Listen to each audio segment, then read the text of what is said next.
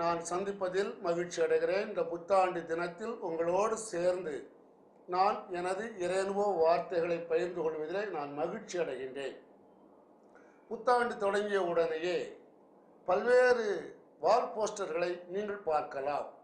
ஆசீர்வாத வாக்கு முகாம்கள், வாக்குத்தத்த முகாம்கள் என்று பல்வேறு இடங்களிலே ஊழியர்கள் மக்களை உற்சாகப்படுத்தும்படி, மக்களை இறை பிரசனத்தில் வாழும்படியாக ஊக்கப்படுத்தும்படியான அங்காங்கே விளம்பரங்களும் கூட்டங்களும் அதற்கான முயற்சிகளும் நடந்து கொண்டிருப்பதை நீங்கள் காணலாம். வானொலி ஆகலாம், டிவி நிகழ்ச்சிகளாகலாம், பத்திரிகைகளாகலாம், அல்லது வேறு விதமான ஆராதனைகளாகலாம். எல்லாம் கடவுளின் ஆசீர்வாதத்தை நமக்கு பெற்றுத்தரும்படி ஒரு ஆர்வமான அழைப்பை கொடுக்கிறது. இந்த புத்தாண்டிலே நான் உங்களுக்கு இந்த ஆசீர்வாத வாக்கு என்பது எப்படி வருகிறது, அந்த வாக்கை ஒரு மனிதன் எப்படி சுதந்திரித்துக் கொள்வது என்பதை குறித்து நான் உங்களோடு இந்த நாளிலே பகிர்ந்து, நீங்களும் கூட ஒரு ஆசீர்வாத வாக்கை பெற்றி வாழும்படி ஒரு முயற்சியில் இறங்க வேண்டும் என்று உங்களுக்கு அழைப்பு கொடுக்கிறேன். ஆண்டவர் தம் ஜனத்தை ஆசீர்வதிப்பதற்கு தம் வாக்கையே ஆரோன் வாயில் வைத்து அதை கூறும்படி சொன்னதாக நாம் பழைய ஏற்பாட்டில் பார்க்கிறோம். நாம் திருமுக ஒளி அவர்கள் மீது ஒளி வீசும் என்று சொல், அவர்களை ஆசீர்வதிக்க விரும்புகிறோம் என்று சொல், அவருடைய விளைச்சல்களை பாதுகாப்பேன் என்று சொல், அவர்கள் கால்நடைகளை பெருகச் செய்வேன் என்று சொல் என்றெல்லாம் சொல்லி புத்தாண்டு தினத்திலே ஆசி மொழிகளை தன் மக்கள் தன்னிடமிருந்து பெற்று அந்த ஆசி மொழிகளின் ஆசீர்வாதங்களை வாழ்வாக்க வேண்டும் என்பது கடவுளின் திருவுளமாய் இருக்கிறது. எனவே இந்த நாட்களில் எங்கு பார்த்தாலும் வாக்குத்தத்த முகாம்கள், ஆசீர்வாத கூட்டங்கள் என்று புத்தாண்டு தொடங்கிய உடனே அந்த நிகழ்வுகளிலே மக்கள் தங்கள் இதயங்களை அர்ப்பணிக்கும்படியாக ஒரு மாபெரும் முயற்சி எடுக்கப்படுகிறது. அந்த முயற்சியிலே மக்களும் திரளாய் கலந்து கொண்டு, ஆண்டவர் இந்த ஆண்டுக்கென்று எனக்கு எதை தர இருக்கிறார், அல்லது ஆண்டவர் இந்த ஆண்டில் என்னில் எதை விரும்புகிறார், அல்லது ஆண்டவர் இந்த ஆண்டிலே செய்ய இருக்கிற மாபெரும் செயல்திட்டம் என்ன என்பதை அவரவர் தகுதிக்கேற்ப கண்டுகொள்ள முயற்சி எடுக்கிறோம். அந்த முயற்சி இந்த முதல் நாள் கூட்டத்திலேயே நமக்கு தொடங்க வேண்டும். அன்புக்குரியவர்களே, ஆசீர்வாத வாக்கு என்பது ஏதோ பைபிளில் இருந்து கொடுக்கப்படுகிற ஒரு வாக்காக இருந்தால் கூட, அந்த வாக்கு பற்றி நாம் பேசுகின்ற பொழுது சில பெரிய மனிதர்கள் அல்லது புரியாத மனிதர்கள் அல்லது கேள்வி செய்கிறவர்கள் இப்படி ஒரு கேள்வியை கேட்கின்றார்கள். ஐயா, பைபிளில் இருக்கிற எல்லா வாக்குமே ஆசீர்வாத வாக்குத்தானே, அல்லது வாக்கு தத்தங்களுக்குரிய வாக்குத்தானே? அப்படி இருக்க நீங்கள் ஏதோ ஒரு வாக்கை எடுத்து அந்த வாக்கை ஆசீர்வாத வாக்கு அல்லது வாக்கு தத்தம் என்று சொல்லி அந்த ஆண்டு முழுவதும் கவனம் செலுத்தும்படி அழைப்பு கொடுக்கிறீர்களே, அது என்ன? அப்படி என்றால் பைபிள் உள்ள மற்ற வார்த்தைகள் எல்லாம் வேண்டாமா, தேவையில்லையா, அல்லது அவைகளெல்லாம் ஆசீர்வாத வாக்கு இல்லையா என்று ஒரு கேள்வியை எழுப்புகிறார்கள். இது சரியான கேள்விதான், முறையான கேள்விதான். நான் இல்லை என்று சொல்லவில்லை. கடவுளின் வாயிலிருந்து வந்த எல்லா வாக்குகளும் மனித வாழ்வுக்கு, மனித இனத்திற்கு, மனித சமுதாயத்திற்கு வாழ்வு தரக்கூடிய வாக்குத்தான். அது வாழ்வற்ற வாக்காக இருக்க முடியாது. ஏனென்றால் இறைவனின் வாக்கு இறையாற்றல் உள்ளது. இறைவனின் வாக்கு வாழ்வளிக்கக்கூடியது. இறைவனின் வாக்கு ஒன்றும் இல்லாமலிருந்து சகலத்தையும் படைக்க வல்லது. எனவே அந்த வாக்கு ஆசீர்வாத வாக்குத்தான். அப்படி ஆசீர்வாத வாக்குகள் நிறைந்திருக்கிற விவிலியம் முழுவதுமே ஆசீர்வாத வாக்குகளாக இருந்தால் கூட அதை விவிலிய அறிஞர்கள், மறைநூல் பேரறிஞர்கள் என்ன சொல்லுகிறார்கள் என்றால், அது பொதுவான இறைவாக்கு, ஆசீர்வாத வாக்கு. எனவே அது லோகோஸ் என்று சொல்கிறார்கள். லோகோஸ் என்ற சொல்லை விவிலியம் முழுவதற்கும் பயன்படுத்துகிறார்கள். அப்படி என்றால் ஒரு ஆசீர்வாத வாக்கு என்பது ஒரு தனி மனிதனுக்கு பொதுவான விவிலியத்திலிருந்து, பொதுவான இறை வெளிப்பாட்டிலிருந்து, பொதுவான அருள் வாக்குகளில் இருந்து ஏதோ ஒரு வாக்கு ஒரு மனிதனுடைய உள்ளத்திற்கு தேவையான சூழ்நிலையில் தேவையான காலகட்டத்தில் அவன் உணர்ந்து கொள்ளும்படி வெளிப்படுத்தப்படுகிறது. அதே அந்த மனிதன் தன் வாழ்வின் ஆசீர்வாத வாக்காக எடுத்துக் கொள்கிறான். இதை ரேமா என்று சொல்லுகிறார்கள். எனவே விவிலியத்திலே லோகோஸ் என்ற பொதுவான ஆசீர்வாத இறைவாக்குகள் இருந்தாலும் ரேமா என்ற இறைவாக்கு தனிப்பட்ட மனிதனுக்கு, தனிப்பட்ட வாழ்வுக்கு, தனிப்பட்ட அழைத்தலுக்கு, தனிப்பட்ட செயல்பாட்டிற்கு, தனிப்பட்ட போராட்டத்திற்கு அழைக்கின்ற ஒரு அழைப்பாக இருக்கிறது. எனவே வாக்குத்தத்த கூட்டம் என்பது, ஆசீர்வாத கூட்டம் என்பது ஒரு இறை வார்த்தைக்கு உன்னை, உன் வாழ்வை, சூழ்நிலைகளை அர்ப்பணிக்க இறைவன் கொடுக்கிற அழைப்பு. எனவே இறைவன் தருகிற இந்த அழைப்புக்கு யார் செவி கொடுக்க முன்வருகிறார்களோ அவர்களுக்குத்தான் அந்த வாக்கு ஆசீர்வாத வாக்காக, வாக்குத்தத்த வாக்காக மாறுமே என்று ஏதோ கேட்டுவிட்டு மகிழ்ந்து விட்டு செல்கிறவர்களுக்கு இருக்க இயலாது. இந்த ஆசீர்வாத வாக்கை பெற்ற மனிதர்கள் எப்படிப்பட்டவர்கள்? அந்த ஆசீர்வாத வாக்கிற்கு, வாக்குத்தத்த வாக்கிற்கு மனிதர்கள் தங்களை எப்படி அர்ப்பணிக்க வேண்டும் என்பதை ஆபிரகாம் நமக்கு எடுத்து காட்டுகிறார்.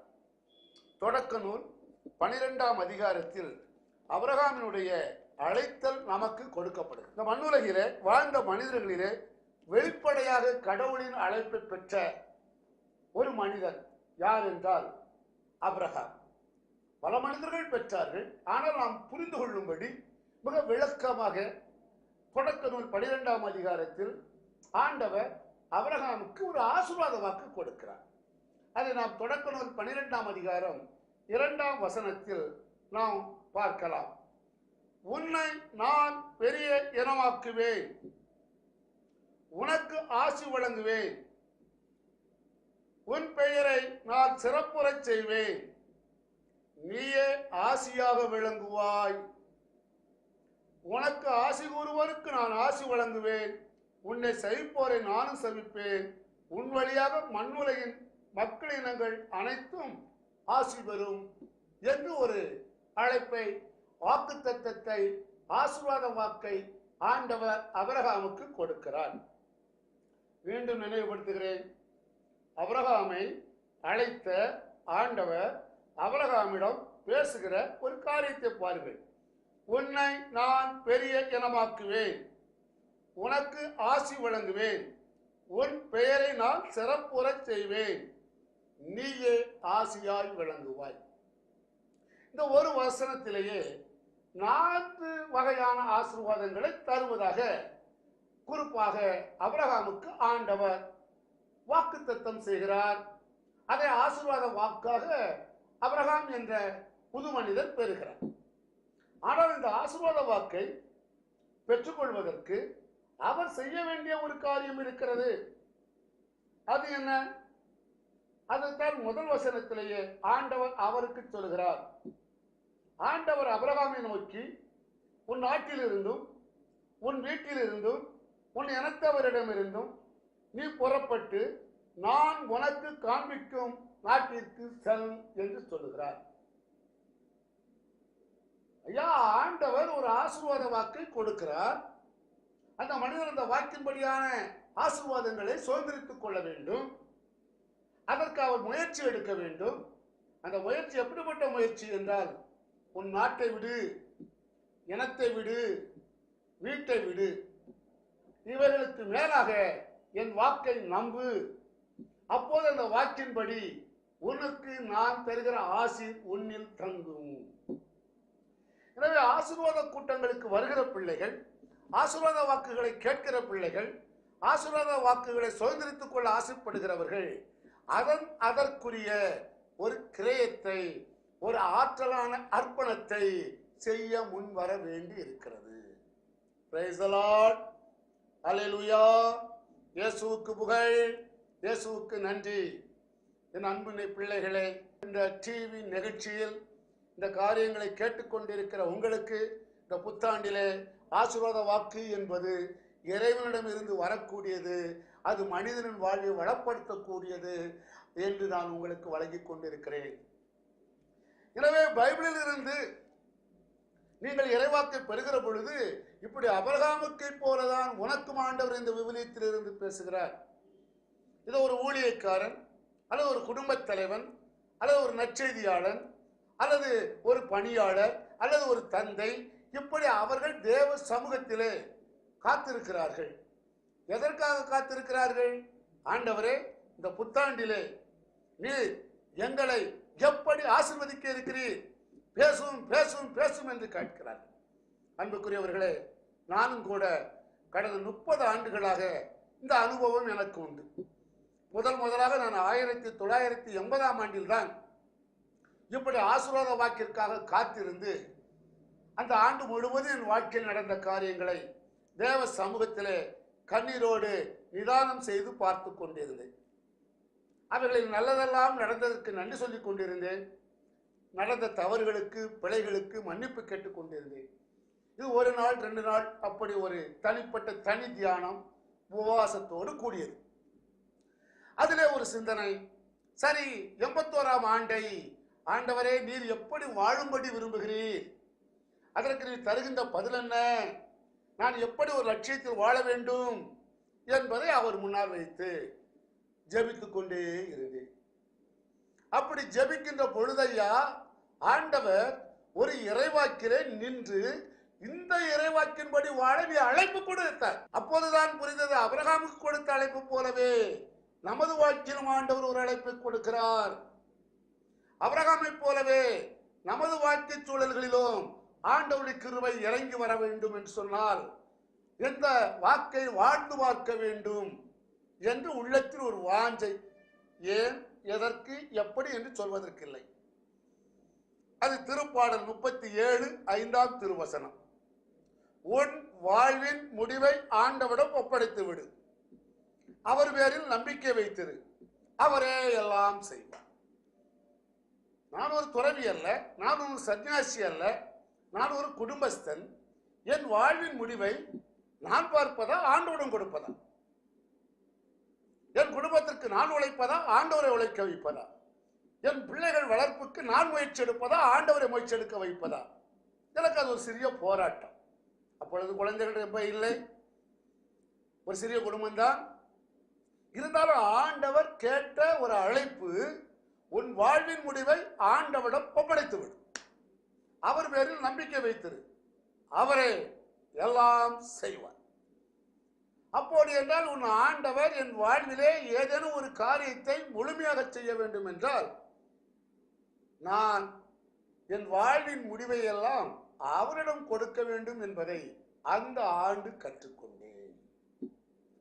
அன்புக்குரியவர்களே, எனது எளிய இந்த காரிஸ் ஊழியம் என்று சொல்வது இப்படி கடவுளின் வார்த்தையை நம்பி வேலைகளை விட்டுவிட்டு உலகப்பிராரமான ஒரு தொழிலை விட்டுவிட்டு நாடோடி நற்செய்தி போதகனாய் மாறத் தொடங்கியது 1980ஆம் ஆண்டு.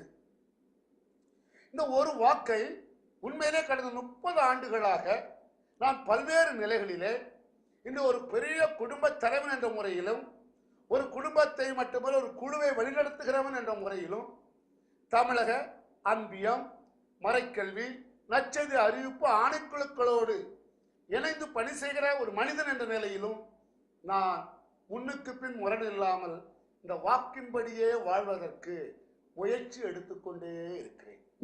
Praise the Lord. Hallelujah. இயேசுவுக்கு புகழ். அனைவரும் ஒருமுறை கைகளை தட்டி ஆண்டவரை இந்த வாக்கிற்காக நீங்கள் ஆராதிக்கலாம். உன் வாழ்வின் முடிவை ஆண்டவரிடம் ஒப்படைத்து விடு, அவர் பேரில் நம்பிக்கை வைத்திரு, அவரே எல்லாம். எனவே இந்த வாக்கின்படி வாழத் தொடங்கிய ஒரு மனிதன் தான் ஒவ்வொரு ஆண்டும் பின்பு இதே ஒரு பாணியை பின்பற்றி அந்த வார்த்தை என் ஊழியத்திற்கு, குடும்பத்திற்கு என்று பொதுவான ஒரு வாக்காக எடுத்துக்கொண்டால் கூட அதை பின்பு எனது நண்பர்களோடு பகிர்ந்து கொண்ட பொழுது அல்லது என்னோடு சேர்ந்து பணி செய்கிறவர்களை இப்படிப்பட்ட வார்த்தைக்காக வாழும்படியான மனநிலை உருவாக்கத்தை முதலில் எண்ணில் உருவாக்கி நான் பெற்ற அனுபவத்தை மற்றவர்களின்படி வாழ்வதற்கு பகிர்ந்து கொடுக்க தொடங்கி சில ஆண்டுகள் ஆனது. முதல்ல ஆண்டுக்கு ஒரு இறைவாக்கு எடுப்பதெல்லாம் எனக்கு தெரியாது. ஒரு வாக்கையே சில ஆண்டுகள் தொடர்ந்து ஓடிக்கொண்டே இருக்கிறது. ஏறக்குறைய 10 ஆண்டுகளுக்கு மேலாக அந்த ஒரு இறைவாக்கை நான் அசை போட்டேன் என்று சொல்லலாம். 1902ஆம் ஆண்டு வரை ஏறக்குறைய அந்த ஒரு இறைவாக்குத்தான் என்னை புடமிட்டுக் கொண்டிருந்தது, என்னை வழிநடத்தி கொண்டிருந்தது, என்னை ஆசீர்வாதத்திற்குள் கொண்டு சென்று கொண்டிருந்தது என்று சொல்லலாம். அதன் பின்னணியிலே அநேக காரியங்களை செய்வேன். ஆனால் மீண்டும் 1992ஆம் ஆண்டு அதுபோல இன்னொரு முறை என்னை முழுமையாக தயாரித்த பொழுது ஆண்டவர் உள்ளத்தில் உணர்த்தினார், நான் ஒவ்வொரு ஆண்டும் ஒவ்வொரு இறைவாக்கின்படி உனக்கு நான் வாழ்வளிக்க விரும்புகிறேன். எனவே நீ காத்திருப்பது, தற்பரிசோதனை செய்வது, உன்னுடைய கடந்த கால குற்றங்களுக்கு மன்னிப்பு கேட்பது, நடந்த காரியங்களுக்கு நன்மை செய்வது, அது மட்டுமல்ல, ஒவ்வொரு ஆண்டும் நீ என்னிடமிருந்து ஒரு அருள்வாக்கை பெற்றுக்கொள்வாய். அந்த வாக்கை வாழ்வாக்குவது அந்த ஆண்டின் நோக்கமாக வைத்தால் உன் வாழ்வு சிறக்கும், உன் குடும்பம் சிறக்கும், உன் வழியாய் நடக்கிற ஊழியங்கள் சிறக்கும், உன் வாயின் வழியாக ஆசீர்வாத வாக்குக்காக காத்திருக்கிற மக்களுக்கு நலம், வளம், வாழ்வு பெருகும் என்று ஆண்டவர் உள்ளத்தில் பேசினார், உணர்த்தினார். எனவே அந்த ஆண்டிலிருந்து ஒவ்வொரு ஆண்டும் சில நாட்களை தேவ சமூகத்தில் காத்திருக்கிறேன். ஆண்டவர் வெளிப்படுத்துகிற ஒரு வாக்கியத்தை வாழும்படி நான் ஆசைப்பட்டு முயற்சி எடுக்கிறேன். அல்லேலூயா, பிரைஸ் தி லார்ட், இயேசுவுக்கே புகழ். அனைவரும் கைகளை தட்டி இப்படிப்பட்ட அழைப்பு தருகிற ஆண்டவருக்காக மகிழ்ச்சியோடு ஒரு முறை மீண்டுமாக பிரைஸ் தி லார்ட், ஹல்லேலூயா என்று முழங்குவோம். நன்றி. உங்களுடைய நல்ல இந்த குரல் ஒலிக்கு, இந்த கைதட்டலுக்கு, இந்த மனமார்ந்த அர்ப்பணத்திற்கு ஆண்டவர் உங்களை ஆசீர்வதிப்பார். Praise the lord, praise the lord, praise the lord, hallelujah, hallelujah. அன்புக்குரியவர்களே, இப்படி ஒவ்வொரு ஆண்டும் ஒவ்வொரு வாக்கை கேட்டு பெறுவது நான் ஏதோ ஒரு வித்தியாசமான முறையில் வந்துவிட்டேன் என்று சொல்வதற்கில்லை. ஏனென்றால் ஆண்டவரின் அணுகுமுறை, இந்த அணுகுமுறையை பின்பற்றிதான் அவர் அநேக நபர்களை அழைக்கிறார். உதாரணமாக நமது மறை மாவட்டத்திலே மிகவும் எல்லோருக்கும் அறிமுகமான மிகவும் விரும்பத்தக்க புனித சவேரியார், அவர் மணப்பாட்டில் அந்த ஆலயத்தில் அந்த குகையில் தங்கியிருந்த வரலாறு நமக்கு தெரியும். அந்த ஒரு மாமனிதர் புனிதராக மாறியது எதனால் தெரியுமா? ஒரு வார்த்தையை வாழும்படி ஆண்டவர் அழைப்பு கொடுத்தார்.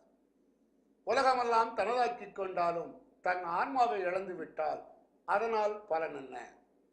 எனவே அந்த வாக்கின்படி வாழ்வதற்கு அவர் தன் பாரிசை விட்டார், தன் படிப்பை விட்டார், தன் பதவியை விட்டார்.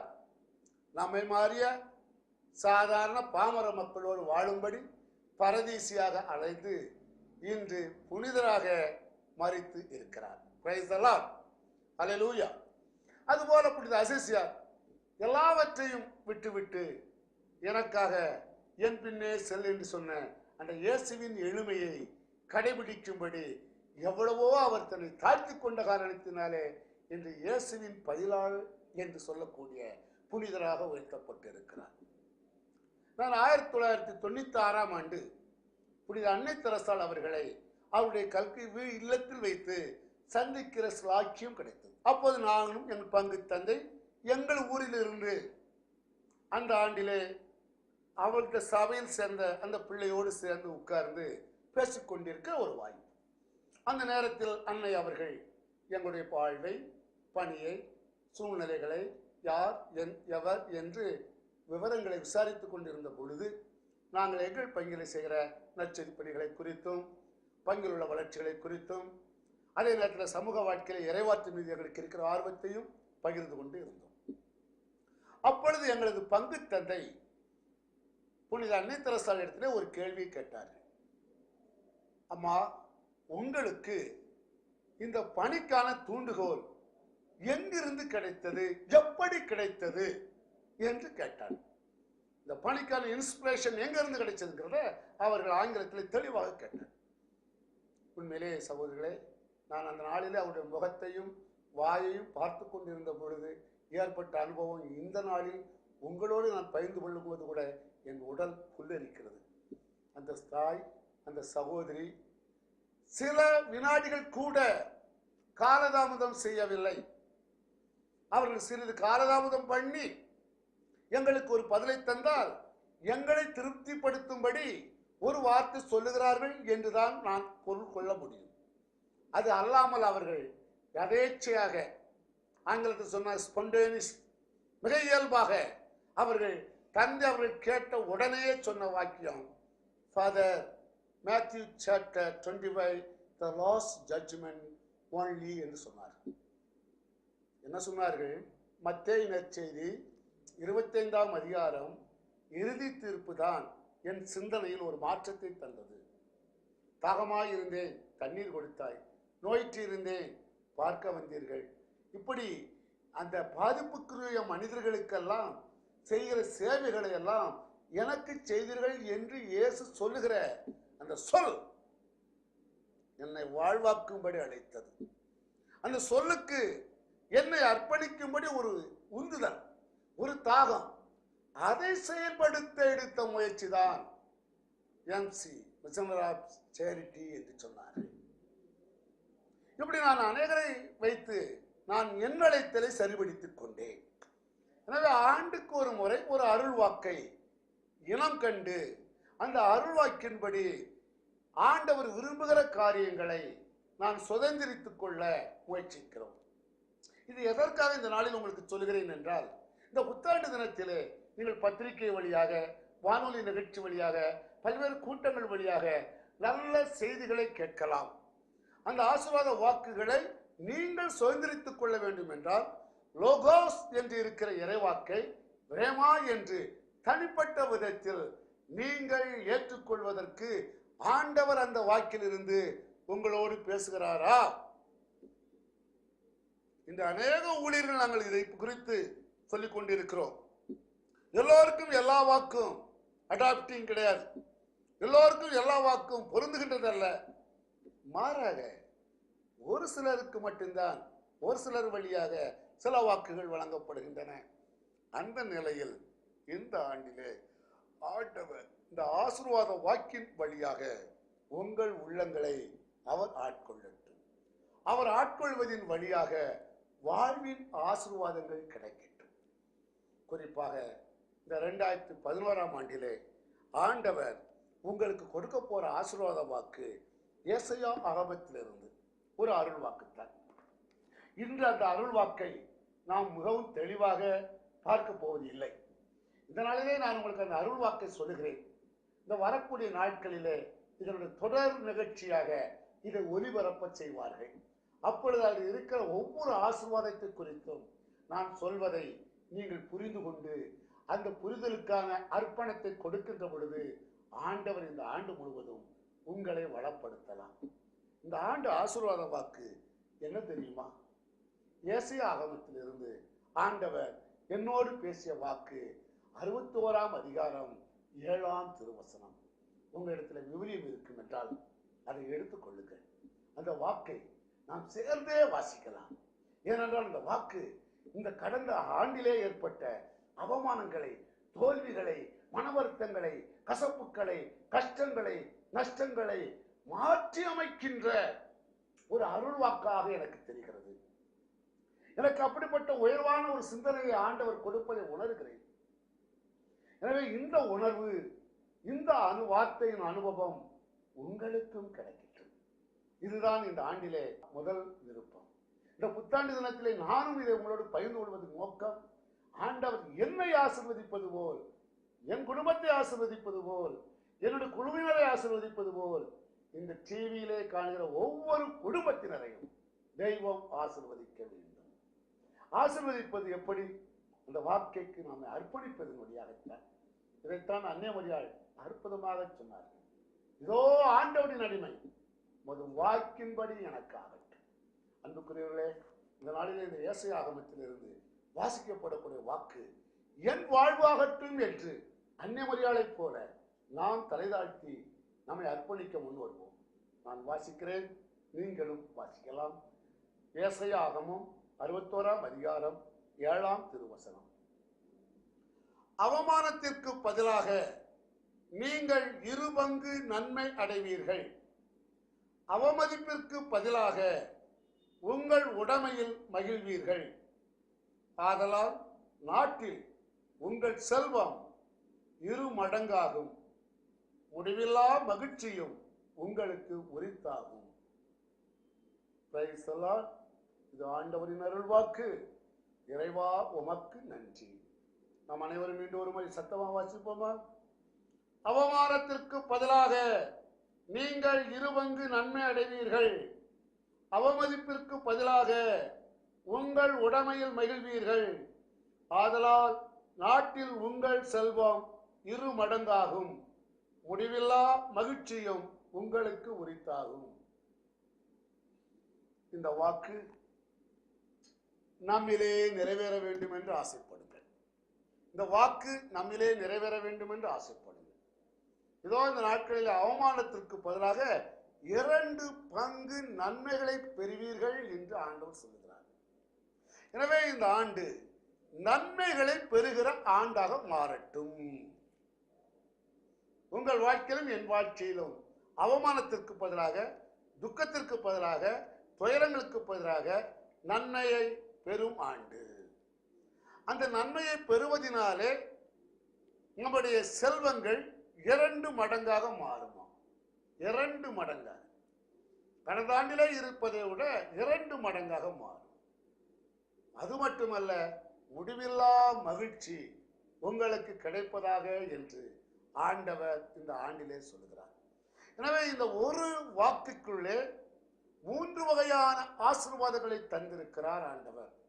ஒன்று 2 பங்கு நன்மை, இரண்டாவது உங்கள் செல்வம் 2 மடங்காவது, மூன்றாவது முடிவில்லா மகிழ்ச்சியில் நாம் வாழ்வது. எனவே இந்த 3 ஆசீர்வாதங்களும் பெற்றுக்கொள்வதற்கு அல்லது அந்த ஆசீர்வாதங்கள் என்ன என்பதை இனங்கண்டு கொள்வதற்கு நம் இதயங்களிலே ஆண்டவர் அருளொளி வீச வேண்டும். பவுலடிகளார் பேசிய பொழுது லீதியாவின் உள்ளத்தில் அருளொளி வீசியவர் நமது உள்ளத்திலும் ஒளி வீசட்டும். புனிதர்களுடைய வாழ்க்கையிலே இறைவாக்குகளை கேட்ட பொழுது, படித்த பொழுது, அல்லது ஒரு இறைவாக்கு அவர் உள்ளங்களிலே உணர்ந்த பொழுது எந்த விதமான அனல் மூட்டப்பட்டதோ அந்த ஆர்வானல் இந்த நாளில் உங்களிலும் என்னிலும் பற்றட்டும். இந்த வாக்கில் இருக்கிற ஆசீர்வாதங்கள் எப்படி நான் அதை சுதந்திரித்துக் கொள்வது, எப்படி அதை நான் நடைமுறைப்படுத்துவது, அது என் வாழ்விலை எப்படி எனக்கு சொந்தமாக வேண்டும் என்று நீங்கள் வாஞ்சிக்க தொடங்குங்கள். அப்படி வாஞ்சிக்க தொடங்குவீர்கள் என்று சொன்னால் வரக்கூடிய நாட்களில் இந்த அருள் வாக்கினுடைய உள்ளார்ந்த அர்த்தத்தை, அது சுட்டிக்காட்டுகிற அருள் வாழ்வை, அந்த அருள் வாழ்விற்கான முயற்சிகளை நாம் எப்படி எடுக்கலாம் என்ற தியாக காரியங்களை உங்களோடு நான் பகிர்ந்து கொள்கிற பொழுது அது உங்களுக்கு புரியும். அது புரிவதனாலே உங்கள் உள்ளங்கள் அதை ஏற்றுக்கொள்ளும். நீங்கள் ஆண்டவரின் வாக்கை ஏற்றுக்கொள்வதனாலே ஆசீர்வாதத்தின் பிள்ளைகளாய் மாறுவீர்கள்.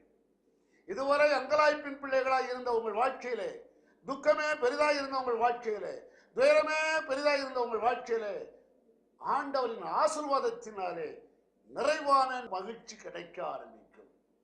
அதுதான் முடிவில்லா மகிழ்ச்சி. முடிவில்லா மகிழ்ச்சி என்பது மறு உலகத்தில் உள்ளது. அது இந்த உலகிலே உனக்கு தொடங்க முடியும், கடவுளின் வார்த்தை நம்புகிற பிள்ளைகளுக்கு. எனவேதான் புனிதருடைய முகங்களை சுற்றி படங்களிலே போடுகிற பொழுது ஒளி பிரகாசத்தை போடுகின்றார்கள். இந்த ஒளி பிரகாசத்தை முதல் முறையாக வாங்கி வந்த மனிதன் மோசே. ஆண்டவரின் 10 கட்டளைக்காக காத்திருந்தவன் தேவ வசனத்தை வாங்கி கொண்டு இந்த பூமியிலே வந்த பொழுது அதோ அவரை சுமந்து கொண்டு வந்த மனிதனுடைய முகத்தை காண முடியாத அளவிற்கு ஒளி பிரகாசித்தது. கடவுளுடைய வார்த்தை உங்கள் வாழ்வுக்குள், உங்கள் சூழ்நிலைக்குள், உங்கள் தொழிலுக்குள், உங்கள் முயற்சிக்குள் வந்து தங்கும் என்று சொன்னால் அது ஒரு நிறைவான ஒளி. காரணம், யோவான் நற்செய்தி 1ஆம் அதிகாரத்தில் அழகாக யோவான் சொல்லுகிறார், ஒவ்வொருவனையும் ஒளிர்விக்கும் மெய்யான ஒளி, மெய்யான வாக்கு உலகிற்கு வந்தது. எனவே நானே உலகின் ஒளி என்று சொன்னவர் இந்த வார்த்தையின் ஒளியின் வடிவிலே நம்மில் தங்குவதற்கு அர்ப்பணித்தால் அது ஒரு நிறைவாழ்வின் ஆசீர்வாதமாக மாறும். எனவே இந்த நாளிலே ஆசீர்வாத வாக்கை குறித்து சொல்லி நமக்கு இந்த ஆண்டின் ஆசீர்வாத வாக்காக இறைவன் தந்திருக்கிற ஏசாயா ஆகமம் 61ஆம் அதிகாரம் 7ஆம் வசனத்தை வாசித்து இந்த முதல் நாள் கூட்டத்தை நான் நிறைவு செய்கிறேன். ஏதோ வரக்கூடிய நாட்களில் இந்த வாக்குகளிலே வைக்கிற ஆசீர்வாதங்களை நாம் எப்படி எடுக்கலாம், நமது தொழிலில் எப்படி செயல்படுத்தலாம், 2 பங்கு செல்வம் ஏற்பது என்றால் என்ன, 2 பங்கு நன்மை பெறுவது என்றால் என்ன, முடிவில்லா மகிழ்ச்சி நமது வாழ்வில் தங்குவது என்றால் என்ன என்பதை எல்லாம் குறித்து நாம் வரக்கூடிய நாட்களில் தியானிக்கிறோம். அந்த தியானத்தின் வழியாக இந்த அருள் வாக்கு நம்மில் தங்குமாறு நாம் ஒப்புக் கொடுப்போம். இப்போது ஒரு சில நிமிடங்கள் எல்லோரும் கைகளை கூப்பி கண்களை மூடி பக்தியோடு நான் சொல்லுகிற இந்த இறைவாக்கை, ஜெப அனுபவத்தை நீங்களும் சொல்லுங்கள். எங்கள் அன்பின் ஆண்டவரே, நான் என்னை உமக்கு அர்ப்பணிக்கிறேன் ஆண்டவரே. இதோ இந்த நாட்களில 2 பங்கு நன்மைகளை பெறுவீர்கள் என்று சொல்லியிருக்கிறீரே. அவமானத்திற்கு பதிலாக, துன்பத்திற்கு பதிலாக, துக்கத்திற்கு பதிலாக நீர் எனக்கு 2 பங்கு நன்மைகளை தருவதாக சொல்லியிருக்கிறேன். இயேசுவே, உமக்கு நான் நன்றி செலுத்துகிறேன். ஆண்டவரே, என்னுடைய குரலை கேட்பீராக. என்னுடைய உழைப்பின் செல்வங்களை நீர் 2 பங்காக பெருகச் செய்வதாக வாக்குத்தத்தம் செய்திருக்கிறீர். கடனும் களைப்பும் சோர்வும் நலிவும் மெலிவுமான என் வாழ்க்கை சூழலில் எப்படி இந்த 2011 இருக்குமோ என்று திகைத்திருக்கும் வேளையிலே எனக்கு செல்வ பெருக்கு, அது அருள் வாழ்விலும் சரி உலக வாழ்விலும் சரி கிடைக்கும் என்று நீ தந்திருக்கிறீரே. அதற்காக நன்றி ராஜா. தகப்பனே, முடிவில்லா மகிழ்வு உம்மிடம்தானே உண்டு. இந்த மகிழ்வை என் குடும்பத்தில், என் தனி வாழ்வில், என் சமூக வாழ்வில், என் தொழில் வாழ்வில், என்னுடைய ஆன்மீக வாழ்வில் நீ தருவதற்காக நான் உமக்கு நன்றி செலுத்துகிறேன். இயேசுவே, என்னை ஏற்றுக்கொள்ளும். இயேசுவே, இந்த அருள் வாக்காக என்னை மாற்றி அருளும். இந்த அருள் வாக்கின் ஆசீர்வாதங்கள் என் வழியாய் என்னை சார்ந்த அனைவருக்கும் கிடைக்க என்னை அர்ப்பணிக்கிறேன். ஏற்றுக்கொள்ளும், ஆசீர்வதியும். Amen. Praise the lord. Hallelujah. இயேசுவுக்கே புகழ். அன்புக்குரியவர்களே, இந்த 2011 ஆண்டின் தொடக்க நாளிலேயே நான் சந்திப்பது மகிழ்ச்சியான காரியமாக இருக்கிறது. வரக்கூடிய நாட்களில் இந்த டிவி நிகழ்ச்சி வழியாக நாம் தொடர்ந்து பல நாட்கள் சந்திக்க, பல காரியங்களை சிந்திக்க, அதன் வழியாக தேவ ஆசீர்வாதத்தில் திளைக்க ஆண்டவர் கிருபை செய்வார் என்று நான் நம்புகிறேன். பவளம் டிவியாருக்கு இதயம் கனிந்த மகிழ்வான வணக்கத்தை, வாழ்த்துக்களை, நன்றிகளை கூறி இந்த நாளை நிறைவு செய்கிறேன். இயேசுவுக்கு புகழ், இயேசுவுக்கு நன்றி. மரியே வாழ்க. ஹல்லேலூயா.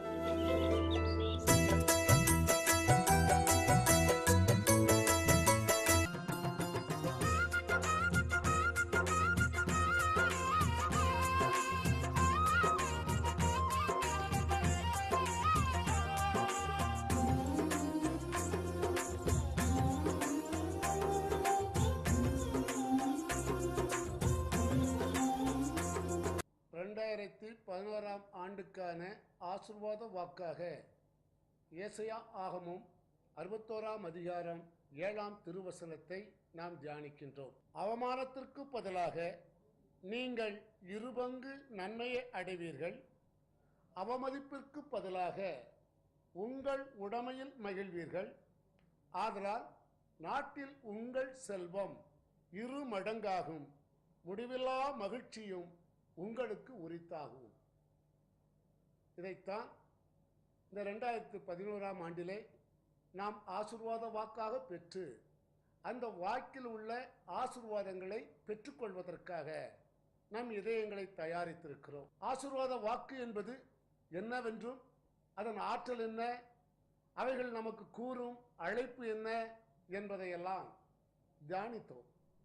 இப்போது இந்த வாக்குக்குள் சென்று நமக்கென்று நியமித்திருக்கிற ஆசீர்வாதங்கள் என்ன என்பதை கண்டுகொள்ளும்படி ஒரு நிமிடம் நமது மனக்கண்களை மூடி ஆண்டவர் சமூகத்திலே அர்ப்பணிப்போம். ஆண்டவரே, இதோ நாங்கள் எங்களை திரு சமூகத்தில் ஒப்புக் கொடுக்கிறோம். உமது அளப்பரிய ஆசீர்வாதங்கள் எங்களிலே வந்து தங்குமாறு இந்த நாளை நாங்கள் தியான நாளாக ஒப்புக் கொடுக்கிறோம். எங்கள் வாழ்வின் சூழ்நிலைகள் ஒவ்வொன்றிலும் உமது ஆசீர்வாதம் தொடர வேண்டுமாய் ஜெபிக்கிறோம். ஆண்டவரே, இந்த ஆசீர்வாத வாக்கை நாங்கள் கண்டுகொள்ளும்படி எங்கள் மனக்கண்களை திறந்து வையும், புறக்கண்களை மூடச் செய்யும். நாங்கள் இந்த உலகத்தின் பார்வையின்படி பாராமல் உமது விருப்பத்தின்படியான பார்வையை பார்க்கும்படி தேவரீர் ஆசீர்வதிப்பீராக. ஆமென். Praise the Lord. Praise the Lord. அல்லேலூயா. அன்புக்குரியவர்களே, ஏசாயா ஆகமத்திலே எத்தனையோ ஆசீர்வாத வாக்குகள் நிறைந்து கிடக்கின்றன. இந்த ஆகமம் ஆசீர்வாத வாக்கினுடைய பொக்கிஷங்களை உள்ளடக்கிய ஒரு திருநூல் என்று சொல்வார்கள். இந்த நாளிலே நாம் இந்த 61ஆம் அதிகாரம் 7ஆம் திருவசனத்தின்படி ஆண்டவர் இந்த ஆண்டை ஆசீர்வாத ஆண்டாக நமக்கு தந்து ஆசீர்வதிக்க வேண்டும் என்று விரும்புகின்றோம். காரணம், இந்த வாக்கின்படி இந்த ஆண்டிலே நம்மை உயர்த்துவதாக, வழிநடத்துவதாக, வாழ்விப்பதாக தெய்வம் நம்மோடு ஒரு உடன்படிக்கை செய்திருக்கிறார். அவர் இந்த வாக்கின்படி, இந்த வாக்கை கேட்கின்ற உங்கள் ஒவ்வொருடைய உள்ளங்களிலும் அவர் இந்த வாக்கை ஆசீர்வாத வாக்காக அமைய வைக்க வேண்டும் என்று நான் பல நாட்கள் ஜெபித்திருக்கிறேன். குறிப்பாக நவம்பர் மாதத்தில் இந்த வாக்கை புத்தாண்டு ஆசீர்வாத வாக்காக நான் உணர்ந்தபோது, பெற்றபோது, அதை உங்களுக்கு கொடுப்பதற்கு முன்பு ஒவ்வொரு நாளும் நான் எடுக்கிற ஜெபம், ஆண்டவரே இந்த வாக்கு என்னிலும் இதை கேட்கிறவர்களிலும் அவர்களுக்கு விசுவாசத்தை ஊட்டி நீர் ஆசீர்வாதத்தை பொழிய வேண்டும் என்று நான் மன்றாடி இருக்கிறேன். என்னுடைய எளிய மன்றாட்டு, எளிய அர்ப்பணம், எளிய ஜெபம் உங்களுக்கு ஆசீர்வாதமாக அமைவதாக. Praise the Lord. அல்லேலூயா. மரியே வாழ்க. அன்புக்குரியவர்களே, இந்த புத்தாண்டு தினத்திலே ஆண்டவர் அவமானத்திற்கு பதிலாக என்று அவர் கடந்த ஆண்டில் உள்ள சில காரியங்களை இணைத்து புத்தாண்டு ஆசீர்வாதமாக இந்த அருள்வாக்கை தருவதாக நான் உணர்கிறேன். பல நேரங்களில் அருள்வாக்குகள், ஆசீர்வாத வாக்குகள் நேரடியாக அந்த ஆண்டுக்குரிய ஒரு செய்தியை சொல்லும். உன் களஞ்சியங்கள் நிறைந்திருக்கும், ஆண்டவரின் கையில் நீ அழகிய மணிமுடியாய் இருப்பாய், நீ செய்வதனைத்திலும் வெற்றி பெறுவாய். இப்படி அநேக நான் வாக்கியங்களை ஒவ்வொரு ஆண்டு நான் பெற்றிருக்கிறேன். அவைகளிலே முன் சார்பு இல்லாமல் நேரடியாக இந்த ஆண்டுக்கான ஒரு காரியத்தை ஆண்டவர் சொல்வதை உணர்ந்திருக்கிறேன். அதை என் குழுவிலே அறிக்கையிட்டிருக்கிறேன். பல்வேறு நேரங்களிலே செய்தி வழங்குகின்ற பொழுது அவைகளை கொடுத்திருக்கிறேன். ஆனால் இந்த ஆண்டு ஆண்டவர் ஒரு காரியத்தை சுட்டி காட்டுகிறார். அந்த வசனத்தை தொடங்குகின்ற பொழுது, அவமானத்திற்கு பதிலாக 2 பங்கு நன்மையை பெறுவீர்கள், அவமதிப்புக்கு பதிலாக உங்கள் உடைமையில் மகிழ்வீர்கள். இந்த 2 காரியங்கள். ஒரு மனிதனுடைய வாழ்க்கையிலே அவமானங்கள் ஏற்பட்டு அவன் அடங்கி போயிருக்கலாம், அவமதிப்புகள் ஏற்பட்டு ஒடுங்கி போயிருக்கலாம். இந்த 2லும் இருந்து தூக்கி விடுகிற ஆண்டாக இந்த 2011ஆம் ஆண்டை நமக்கு காண்பிப்பதாக நான் உணர்கிறேன். இதை நீங்கள் விசுவசித்தால் உங்கள் அவமானங்களையும் அவமதிப்புகளையும் மாற்றி அமைக்கின்ற ஆண்டாக இந்த ஆண்டு அருளின் ஆண்டாக இருக்கும். Hallelujah. Praise the lord. Amen. இதை நீங்கள் நம்புங்கள். இந்த ஆண்டிலே நீங்கள் நம்ப வேண்டிய ஒரு நம்பிக்கை, கடந்த ஆண்டில் ஏற்பட்டிருந்த அல்லது கடந்த ஆண்டுகளிலே ஏற்பட்டிருந்த அவமானங்களை, அவமதிப்புகளை ஆண்டவர் அகற்றி ஆசீர்வாதத்தின் ஆண்டாக இந்த ஆண்டை தர இருக்கிறார். அன்புக்குரியவர்களே, 2 காரியங்களை ஒரே இடத்திலே ஆண்டவர் சொல்லுகிறார். ஒன்று அவமானத்திற்கு பதிலாக, அவமதிப்புக்கு பதிலாக. அவமானம் வேறு, அவமதிப்பு வேறு.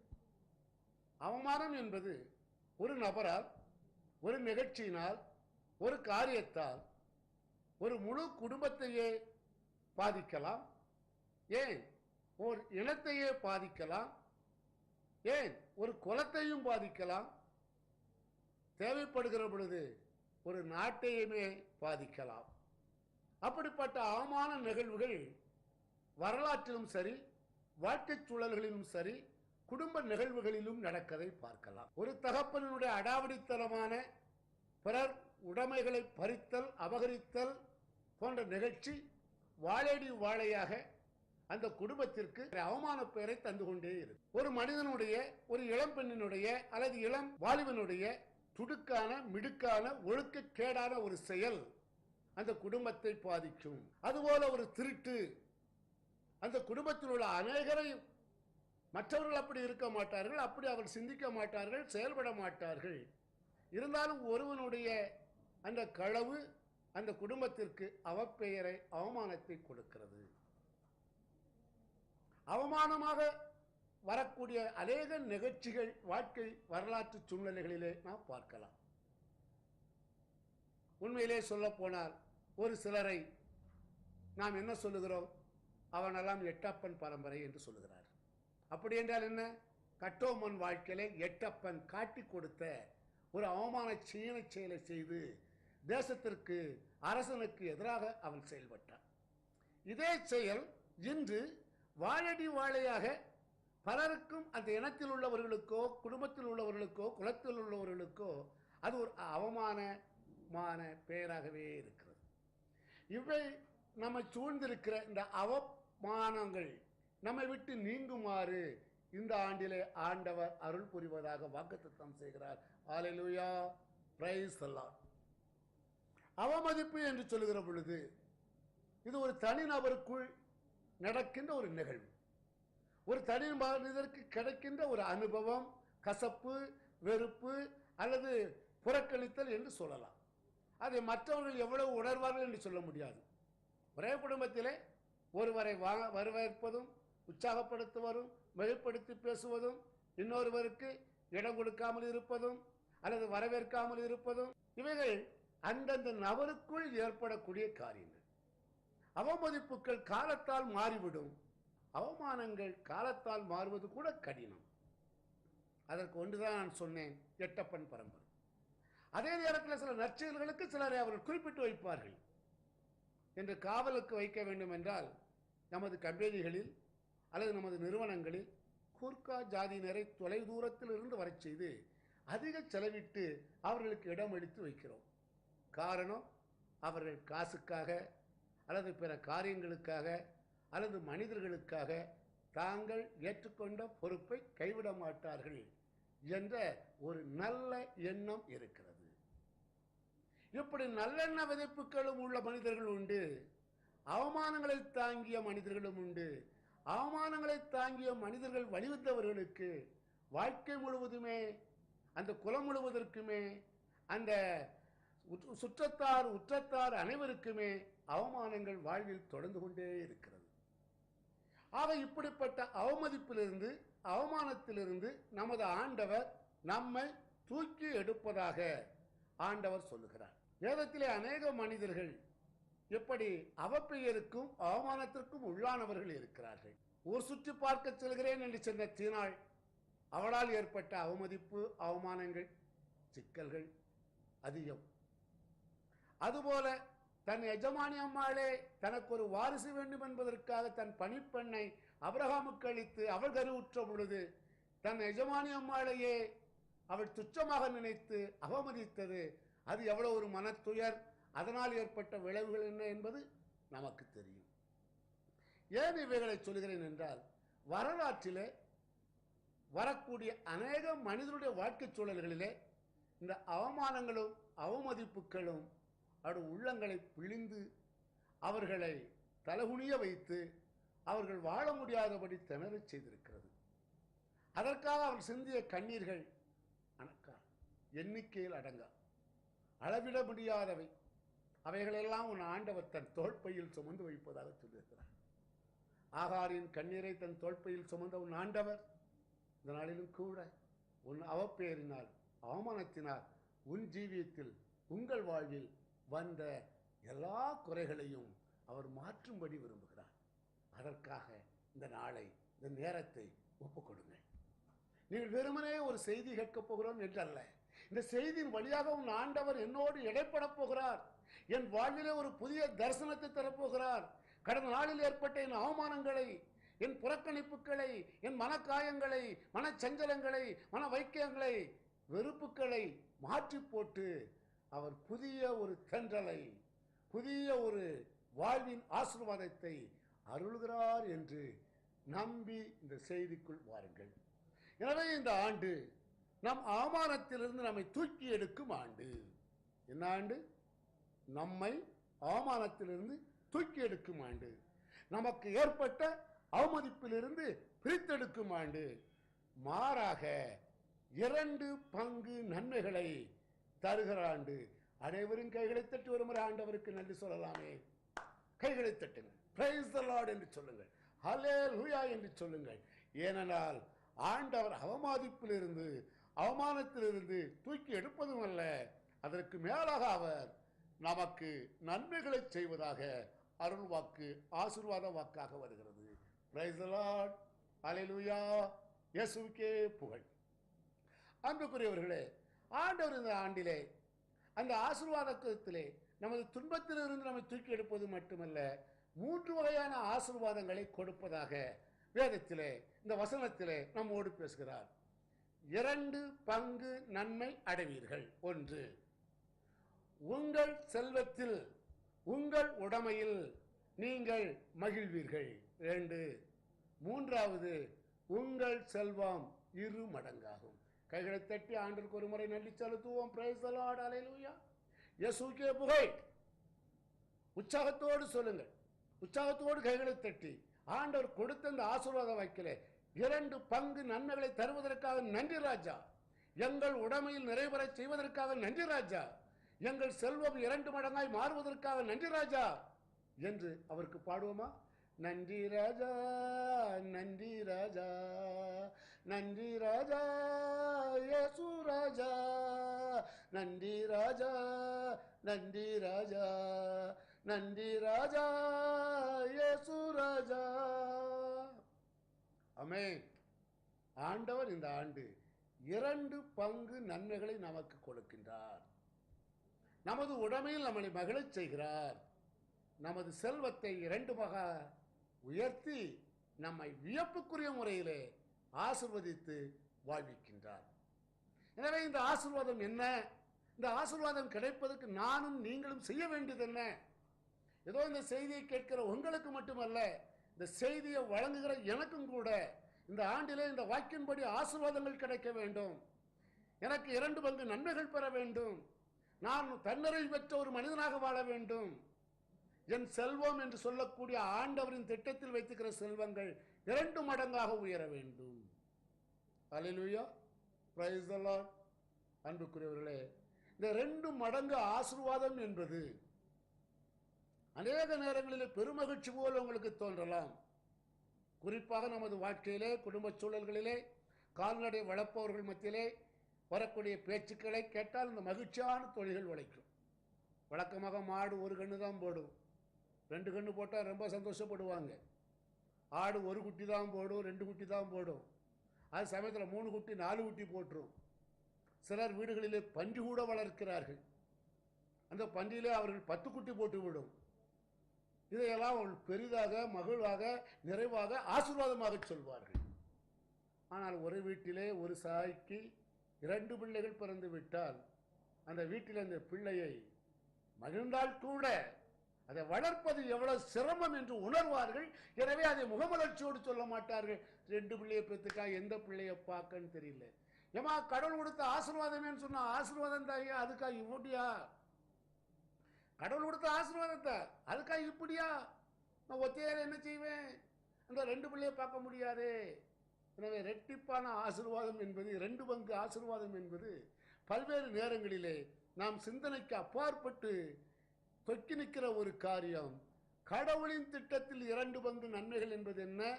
நமது செல்வம் 2 பங்கு நன்மையாக மாறுவது என்பது என்ன? நமது உடைமைகளிலே நாம் மகிழ்வது என்பது என்ன? இவைகளை கண்கூடாக கண்டுகொள்ள மனக்கண்கள் திறக்க வேண்டும். Hallelujah. Praise the lord. Praise the lord. ஆமென்.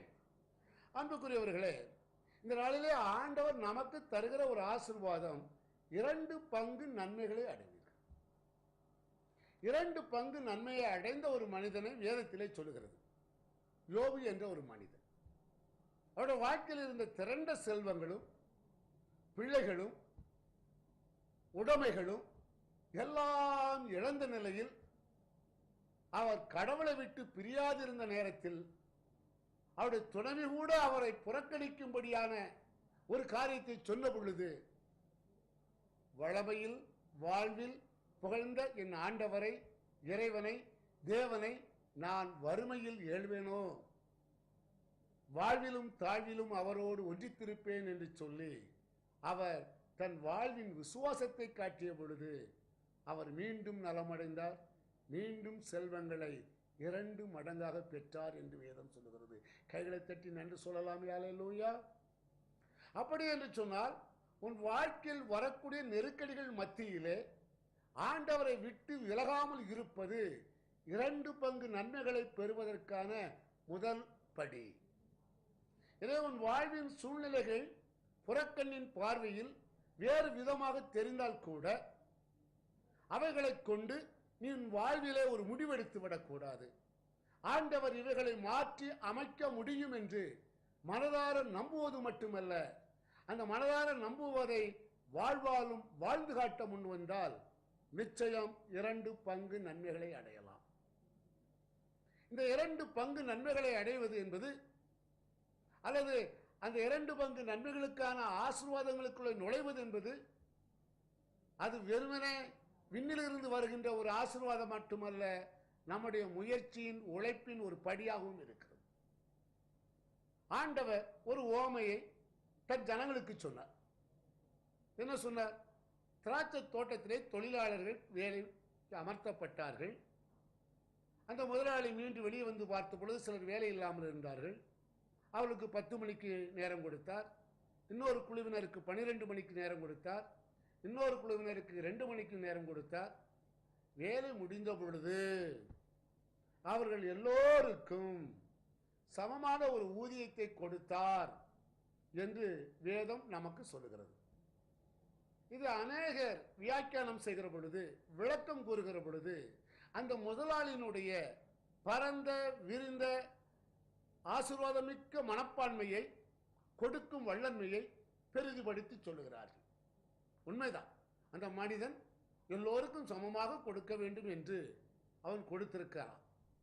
ஆனால் அதிலே இன்னொரு ரகசியம் இருப்பதை நான் இந்த நாட்டில் உங்களுக்கு சொல்கிறேன். அது என்ன? அன்புக்குரியவர்களே, ஒரு மனிதன் தன் உள்ளத்திலே மனமகிழ்வோடு தான் பிறருக்கு அதிகமாக செய்ய முடியுமே தவிர, மன மகிழ்ச்சி வராத பொழுது யாருக்கும் அப்படி அதிகப்படியாக செய்ய ஆசை வராது. இது மனித இயல்பின் தத்துவம். அந்த தத்துவத்தின் அடிப்படையிலே ஒரு காரியத்தை சொல்ல வேண்டும் என்றால், எஜமான் அந்த உழைத்த மனிதனுடைய முயற்சிகளை, உழைப்புகளை அவன் கணக்கிட்டு பார்த்து தங்கள் இயல்புக்கு சக்திக்கு மேலாக இவர்கள் உழைத்திருப்பதை, அல்லது அந்த உழைப்புக்கு விரும்பி இருப்பதை, அல்லது அந்த உழைப்புக்கான முயற்சி எடுத்திருப்பதை இவன் ஏதோ ஒரு விதத்தில் கண்டிருக்கிறான், கண்டிருக்க வேண்டும். அப்படி என்றால் தான் அந்த முதலாளி நீதி உள்ள முதலாளி என்று கூட சொல்ல முடியும். அதாவது ஒரு பங்கு அவர் தன் முயற்சியை காட்டினால் பல மடங்கு ஆசீர்வாதங்களை கொடுக்கலாம் ஒரு முதலாளி. அப்படி என்றால் நாள் முழுவதும் ஒருவன் உழைத்தால் 10 கூடை திராட்சை எடுக்க முடியும் என்றால் 10 மணிக்கு வந்தவனும் ஏறக்குறைய 10 கூடையை நெருக்கி இருக்க வேண்டும். 12 மணிக்கு வந்தவனுக்கு 5 கூடை என்று இருக்கிறதிலே அவன் ஏறக்குறைய 5 கூடையை தாண்டி எடுத்திருக்க வேண்டும்.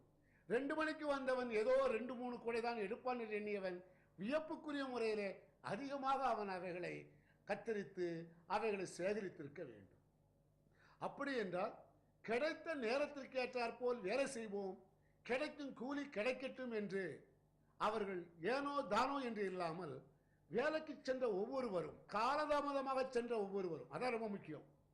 முதல்ல இருந்து வந்தவங்க எல்லாரும் ஒருவேளை ஒழுங்காகவே வேலை செஞ்சு அந்த 10 கூட கணக்கோட அவங்க நிப்பாட்டி இருக்கலாம். ஆனால் காலதாமதமாக வந்தவர்கள் அந்த 10 கூடையை கணக்கெடுக்க வேண்டுமே என்ற முயற்சி காட்டியிருக்கலாம், விருப்பம் காட்டியிருக்கலாம், உழைத்திருக்கலாம். அது ஏதோ ஒரு காரியத்தை வைத்து முதலாளி கண்டு மனம் மகிழ்ந்து அவர்களுக்கு இரட்டிப்பான நன்மைகளை கொடுத்தார். ஹல்லேலூயா! கைகளை தட்டி ஆண்டவருக்கு நன்றி சொல்லுவோம். Price the Lord. அப்படி என்று சொன்னால் இந்த அதிகப்படியான நன்மைகளை பெறுவதற்கு, இரட்டிப்பான நன்மைகளை பெறுவதற்கு, நமது செல்வம் 2 மடங்காய் மாறுவதற்கு நம்முடைய முயற்சி, உழைப்பு, விருப்பம் மிக மிக தேவை. இதைத்தான் 10 தாலந்து உவமையில் நம்ம ஆண்டவர் மிக அழகாக சொல்கிறார். 10 பேரை அழைக்கிறார், ஆளாளுக்கு தாலந்துகளை கொடுக்கிறார். ஆனால் திரும்பி வந்த பொழுது ஒருவன் 1ஐ 10ஆக ஆக்கியிருக்கிறான், ஒருவன் 1ஐ 5ஆக மாற்றியிருக்கிறான், ஒருவன் 1ஐ 2ஆக மாற்றியிருக்கிறான். இப்படி தங்களால் இயன்றளவு தங்களுக்கு கொடுக்கப்பட்ட தாலந்துகளை மிகுதிப்படுத்தியவர்களை எல்லாம் பார்த்து பாராட்டும் பரிசும் அருகதையும் கொடுக்கப்பட்டது. பாராசு, பரிசு, அருகதை 5 நகரங்களுக்கு, 3 நகரங்களுக்கு, 10 நகரங்களுக்கு நீ பொறுப்பாளியாய் இரு என்று சொல்லப்பட்டது. ஆனால் ஒரு தாலந்தே வாங்கியவன் அதை புதைத்து வைத்து தனது முதலாளியை வேறு விதமாக கணக்கிட்டவன் அச்சத்திற்குள்ளாகும் நிலைமைக்கு உள்ளானான். அவனுடைய உள்ளதும் எடுக்கப்பட்டது. எனவே 2 பங்கு நன்மைகளை பெறுவது, செல்வத்தை 2 மடங்காக மாற்றுவது, நமது உடமையில் நாம் வாழ்ந்து மனமகிழ்வுடன் இருப்பது என்பது அது நம்மையும் சார்ந்த ஒரு காரியம். எனவே இந்த ஆண்டு ஆசீர்வாத வாக்கு உனக்கு வாழ்வளிக்கும் ஆசீர்வாதமாக மாற வேண்டும் என்று சொன்னால், அந்த ஆசீர்வாதத்திற்கு ஏற்றாற்போல் நீங்கள் உங்களை அர்ப்பணிக்க வேண்டும் என்று சொன்னால், அந்த அர்ப்பணத்தில் ஒரு உண்மையை நீங்கள் கண்டுபிடிக்க வேண்டும். உங்களுடைய முழு உழைப்பு இருக்க வேண்டும். ஹல்லேலூயா, பிரைஸ் தி லார்ட், ஆமென். எனவே உழைப்பில்லாத ஒரு மனிதன், உழைக்க மனமில்லாத ஒரு மனிதன், அர்ப்பணிக்க துணிவில்லாத ஒரு மனிதன் ஆசீர்வாதங்களுக்காக காத்திருக்கிறேன் என்று சொல்வது அது தன்னையும் கடவுளையுமே ஏமாற்றுவது. எனவே அன்பு ஜனமே, இந்த டிவியில் நிலையத்தில் தங்களை அர்ப்பணத்தோடு கேட்டுக்கொண்டிருக்கிற உங்களோடு நான் சொல்லுகிற ஒரு காரியம், ஆசீர்வாதம் வேண்டும் என்றால் அதற்குரிய ஒரு அர்ப்பணம் இருக்க வேண்டும், அதற்குரிய ஒரு உழைப்பு இருக்க வேண்டும். கடவுள் யாருக்கும் எதையும் இலவசமாக கொடுப்பதில்லை. அவர் கொடுக்கிறதுக்கு நாம் கொடுக்கிற காரியம் பணம் பெரிதல்ல. ஆனால் அவர் ஏதோ ஒரு காரியத்தை உன்னிடமிருந்து எதிர்பார்ப்பார். அது என்ன? உன்னுடைய நல் மனம் அதற்கு கீழ்ப்படுகிற ஒரு காரியம். பிரைஸ் தி லார்ட், ஹல்லேலூயா, இயேசுவுக்கே புகழ், இயேசுவுக்கே நன்றி. அப்படி என்று சொன்னால், இந்த நாட்களிலே நீங்களும் நானும் நன்மைகளை பெற வேண்டும் என்று சொன்னால், இரட்டிப்பாக பெற வேண்டும் என்று சொன்னால், நம்முடைய உழைப்பு முக்கியமாக இருக்கிறது, அர்ப்பணம் முக்கியமாக இருக்கிறது. அவைகள் மட்டும் போதுமா? இவைகளை தாண்டி நான் செயல்படுவதற்கு வேறு என்ன காரியம் இருக்கிறது? ஒரு உதாரணத்துக்கு எடுத்துக்கொள்வோம். அன்புக்குரியவர்களே, நீங்கள் எல்லோருமே விதைப்பவன் உவமையை பல முறை கேட்டு இருப்பீர்கள், படித்திருப்பீர்கள், தியானித்திருப்பீர்கள்.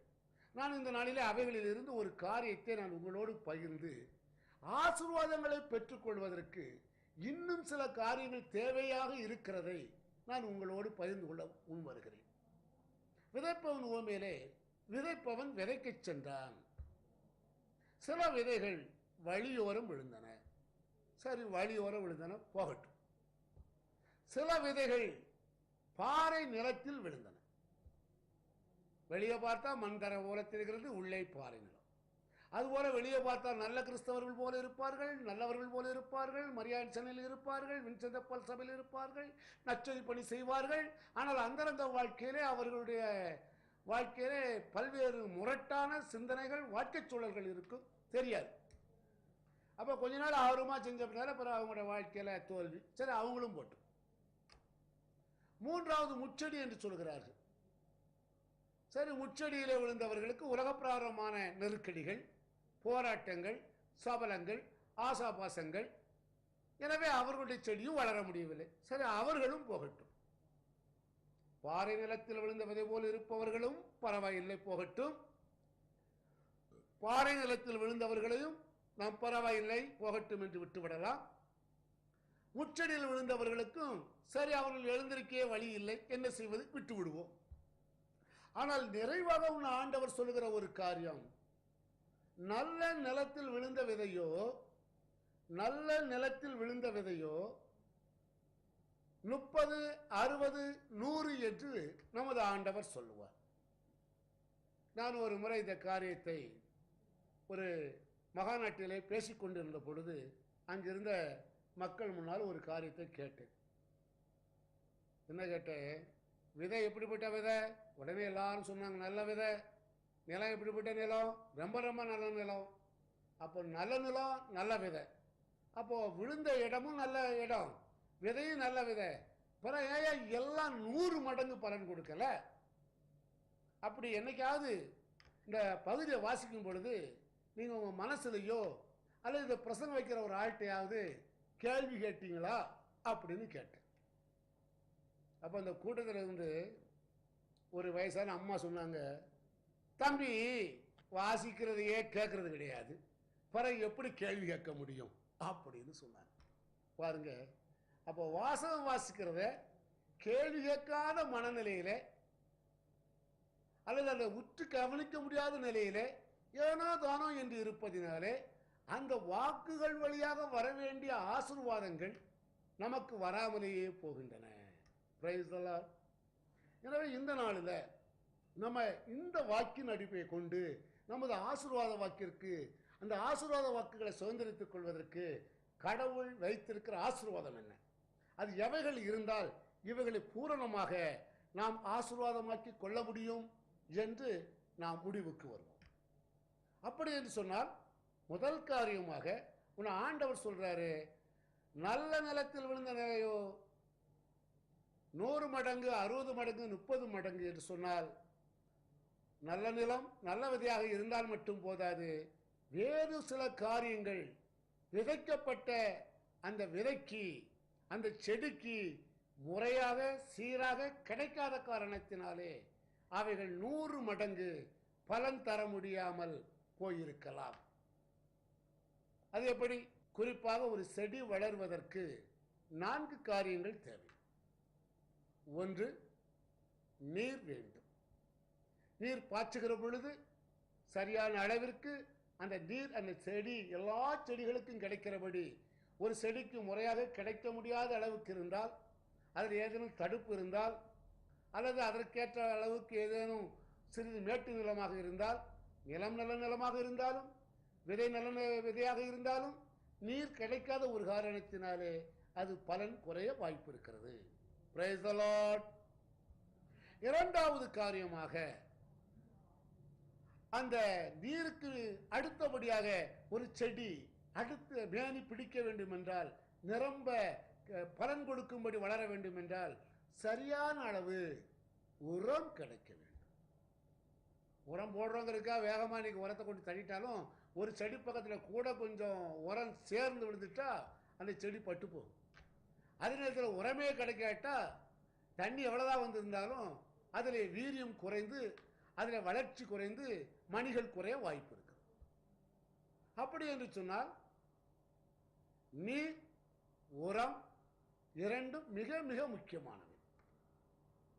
சரி, இந்த இரண்டை வைத்து செடிகள் வளர்ந்து வருகிற பொழுது காற்றிலே பூச்சிகளினால் புழுக்களினால் அல்லது வேறு வித தீமைகளினால் ஒரு செடிக்கு நோய் வர வாய்ப்பு இருக்கிறது. அப்போ அப்படி நோய் வருகிற பொழுது என்ன செய்ய வேண்டியிருக்கிறது? அந்த நேரம் காலம் சூழ்நிலை இவைகளை வைத்து அவைகளுக்கு மருந்து தெளித்து, அந்த மருந்து தெளிப்பின் வழியாக அந்த பூ பிடிக்கிற பொழுது காய் பிடிக்கிற பொழுது அந்த நோய் நொடிகளிலே அந்த செடி மாட்டி தனது பலனை குறைத்து விடாதபடி விவசாயிகள் கண்ணும் கருத்துமாக மருந்தடிக்கிறார்கள். எனவே நல்ல நிலத்தில் விழுந்த ஒரு நல்ல விதை அதிக பலன் தருவதற்கு தண்ணீர் வேண்டும், உரம் வேண்டும், ஏன் அதற்கு மருந்தும் தேவை. இந்த 3 மட்டும் போதாது, அது பாதுகாப்பான முறையிலே பாதுகாக்கப்பட வேண்டும். பாதுகாப்பு வளையம் என்று சொல்லுகிறார்கள். வேலி வைக்கிறார்கள். வேலி வைக்கவில்லை என்றால் வழியில் வரக்கூடிய மாடு அல்லது மனிதர்கள் அதை கை பார்த்து விடுவார்கள்.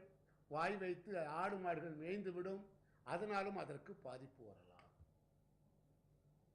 எனவே ஒரு செடி தனது பலனில் 100 மடங்கு கிடைக்க வேண்டும் என்று சொன்னால் அதற்கு சரியான அளவு தண்ணீர் கிடைக்க வேண்டும், உரம் கிடைக்க வேண்டும், மருந்து கிடைக்க வேண்டும், பாதுகாப்பு கிடைக்க வேண்டும்.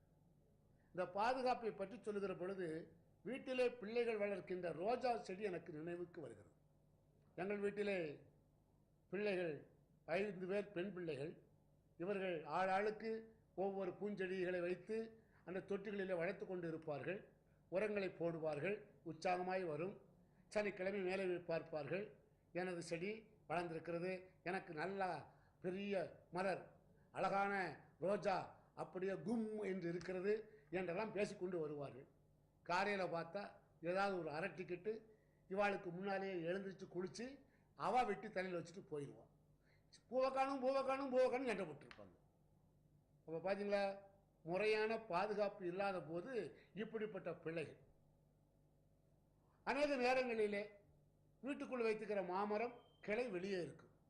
அந்த வெளியே நீட்டிக் கொண்டிருக்கிற கிளைகளில் இருக்கிற கனிகளில் ஒரு கனியவாது வீட்டுக்காரங்க சாப்பிட முடியாது. ரோட்டில் போகிறவங்க எல்லாரும் சாப்பிடுவோம். எல்லாரும் சொல்லுவான், மிக நன்றாக இருக்கிறது, மிக நன்றாக இருக்கிறது. இவனுக்கு தெரியாது எவ்வளவு நன்றாக இருக்கும் என்று. இப்படி பாதுகாப்பற்ற சூழ்நிலையில் வளர்கின்ற செடிகள் பலன் கொடுக்க முடியாது. அதற்கு சேதாரம் வரலாம், அல்லது வேறு விதமான ஆபத்துக்களினால அது தன் பலனை இழந்து போகலாம். எனவே இந்த நாளிலே ஒரு ஆசீர்வாதத்தை ஒருவர் 100 மடங்கு பெற வேண்டும் என்றால் இந்த 4 காரியம் வேண்டும். இந்த 4 காரியங்களை பற்றி வேதம் என்ன சொல்லுகிறது? உன் வாழ்க்கையிலே தண்ணீராய் இருப்பது என்ன? அந்த தண்ணீராய் இருப்பதை நீ எவ்வளவுக்கு அனுபவமாக்கி இருக்கிறாய்? இதைத்தான் வேதம் இந்த நாளிலே நமக்கு வாழ்வின் ஆசீர்வாதமாக சொல்லுகிறது. எனவேதான் ஆண்டவர் ஒரு முறை அந்த எருசலேம் ஆலயத்தில் எழுந்து நின்று தனது ஜனங்களை பார்த்து அவர் ஒரு காரியத்தை சொன்னார். யாரேனும் தாகமாய் இருந்தால் என்னிடம் வரட்டும், தாகம் உள்ளவர் என்னிடம் பருகட்டும், அவர் உள்ளத்திலிருந்து உயிர நீர் ஆராய் பெருக்கெடுத்து ஓடும் என்று ஆண்டவர் சொன்னார். யாரேனும் தாகமாயிருந்தால் என்னிடம் வரட்டும், அவர் பருகட்டும், அப்போது அவர் உள்ளத்திலிருந்து உயிருள்ள நீர் ஆராய் பெருக்கெடுத்து ஓடும் என்று சொல்லி நிறைவாக அந்த வசனத்தில் அவர் சொல்வார், தம்மிடம் நம்பிக்கை கொண்டிருப்போர் பெறப்போகும் தூய ஆவியை குறித்தே இயேசு இவ்வாறு சொன்னார் என்று யோவான் எழுதி நிறைவு செய்கிறார் அந்த அதிகாரத்தை. எனவே தண்ணீராக வேதத்தில் சொல்லப்படுகிற ஒரு காரியம் பரிசுத்த ஆவி. எனவே யாரெல்லாம் பரிசுத்த ஆவியினால் நிரப்பப்படுகிறார்களோ, பரிசுத்த ஆவியினால் தாகம் தணிக்கப்படுகிறார்களோ, அல்லது யாரெல்லாம் பரிசுத்த ஆவியை தங்களுக்குள் வாசம் செய்யும்படி பருகுகின்றார்களோ அவர்களெல்லாம் ஆசீர்வாதத்தை இரட்டிப்பாக பெறுகிறவர்களாய் மாறுவார்கள். வாலிப நாட்களிலே அடிமைகளாக வந்த சூசையாகட்டும், தானியலாகட்டும், அந்த நாட்டில் உள்ள உயர்ந்த மனிதர் கண்களிலே அவர்கள் வித்தியாசமுள்ள இறை ஆவியால் வழிநடத்தப்படுகிறவர்கள் என்று அவர்கள் கண்டுகொள்ளுகிற அளவிற்கு இந்த இளைஞர்கள் தங்கள் வாழ்விலே வாழ்ந்தார்கள், செயல்பட்டார்கள், நடந்து கொண்டார்கள். அது பிறரை கண்களிலே காணும்படியாக இருந்தது. எனவே இந்த நாளிலே நீங்களும் நானும் கூட ஆவியானவருக்கு எவ்வளவு நமது இதயத்திலே இடம் கொடுக்கிறோமோ, எவ்வளவுக்கு அவரை வாஞ்சிக்கின்றோமோ, எவ்வளவுக்கு அவரது ஆளுகைக்கு நமது வாழ்க்கையை விட்டுக் கொடுக்கிறோமோ அவ்வளவுக்கு அது ஆசீர்வாத நாட்களாக மாறும். அது இரட்டிப்பாக மாறலாம், பன்மடங்காக மாறலாம். ஆசீர்வாதம் எத்தனை மடங்காக வரும் என்று நாம் சொல்ல முடியாது. ஏனென்றால் ஆண்டவர் சொல்றார், என் சின்னஞ்சிறிய ஒருவருக்கு நீங்கள் செய்வதையெல்லாம், என் பொருட்டு செய்வதையெல்லாம் 100 மடங்காக பெறுவீர்கள் என்று சொன்னார்.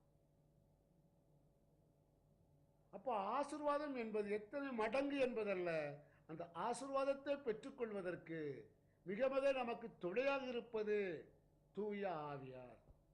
எனவேதான் பவுலடிகளார் மிக அழகாக சொல்லுவார், 1 கொரிந்தியர் 3ஆம் அதிகாரத்தில், நீங்கள் கடவுளின் ஆலயம் என்றும் கடவுளின் ஆவி உங்களில் குடிகொண்டிருக்கிறார் என்றும் உங்களுக்கு தெரியாதா என்று கேட்டுவிட்டு நீங்களே கடவுளின் ஆலயம் என்று சொல்வார். எனவே நீங்களும் நானும் கடவுளின் ஆவியால் இயக்கப்படுகிற மக்களாக மட்டுமல்ல, அவர் தங்குகிற ஆலயமாக மாறுகிற பொழுது அந்த ஆலயத்திற்குரிய ஆசீர்வாதங்கள், மதிப்புகள் நமது வாழ்வில் வந்து தங்குகின்றன. எனவே எனது வாழ்விலே ஆசீர்வாதங்கள் பெற்றுக்கொள்வதற்கு அந்த ஆசீர்வாத வாக்கை கேட்பதும், படிப்பதும், தியானிப்பதும், அல்லது அவைகளை நம்புவது மட்டுமல்ல, அந்த வாக்கு என்னிலே குடிகொள்வதற்கு, அந்த வாக்கு என்னிலே வாழ்வதற்கு ஆவியானவர் தருகிற அழைப்புக்கு, ஆவியானவர் தருகிற அந்த தூண்டுகோலுக்கு நான் என்னை அர்ப்பணிக்க வேண்டும். பிரைஸ் தி லார்ட், ஹல்லேலூயா. இயேசுவுக்கே புகழ், இயேசுவுக்கே நன்றி. இரண்டாவதாக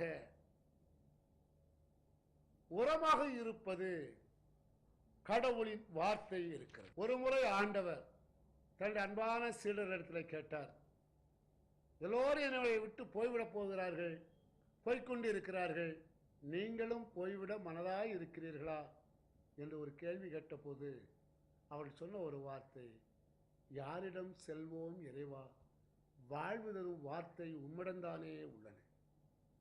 இந்த வார்த்தையை பற்றி தான் இயேசு கிறிஸ்து ஒரு முறை சொல்வார், ஊனியல்பு ஒன்றுக்கும் உதவாது, நான் கூறிய வார்த்தைகள் உயிரளிக்கும் ஆவியை உடையவை. எனவே உயிர் தரும் ஆவியை உடைய இறைவாக்கு உனக்கு உரமாக இருக்கிறது. அந்த இறைவாக்கு உனக்குள் வந்தால் அது உனக்கு வாழ்வளிக்கும், அது உனக்கு வல்லமை தரும், அது உன்னிடத்தில் இருக்கிற எல்லாவித பலவீனங்களையும் மாற்றி அது உன்னை தேற்றும். கடவுளின் வாக்கு ஒரு மனிதனுக்கு ஆற்றல் தருகிறது. ஆண்டவரின் ஒரு வாக்கு ஒரு மனிதருக்கு நலம் தரும். ஆண்டவரின் வாக்கு ஒரு மனிதனுக்கு குணமளித்தல் தரும்.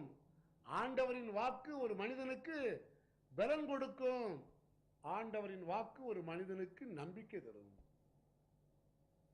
எனவே நாம் இரண்டாவதாக ஆண்டவரின் அருள்வாக்கை உரமாக கொண்டு நமது வாழ்வு வளரும் என்றால், நமது வாழ்வு உயரும் என்று சொன்னால் அது ஆசீர்வாதமான காரியமாகும்.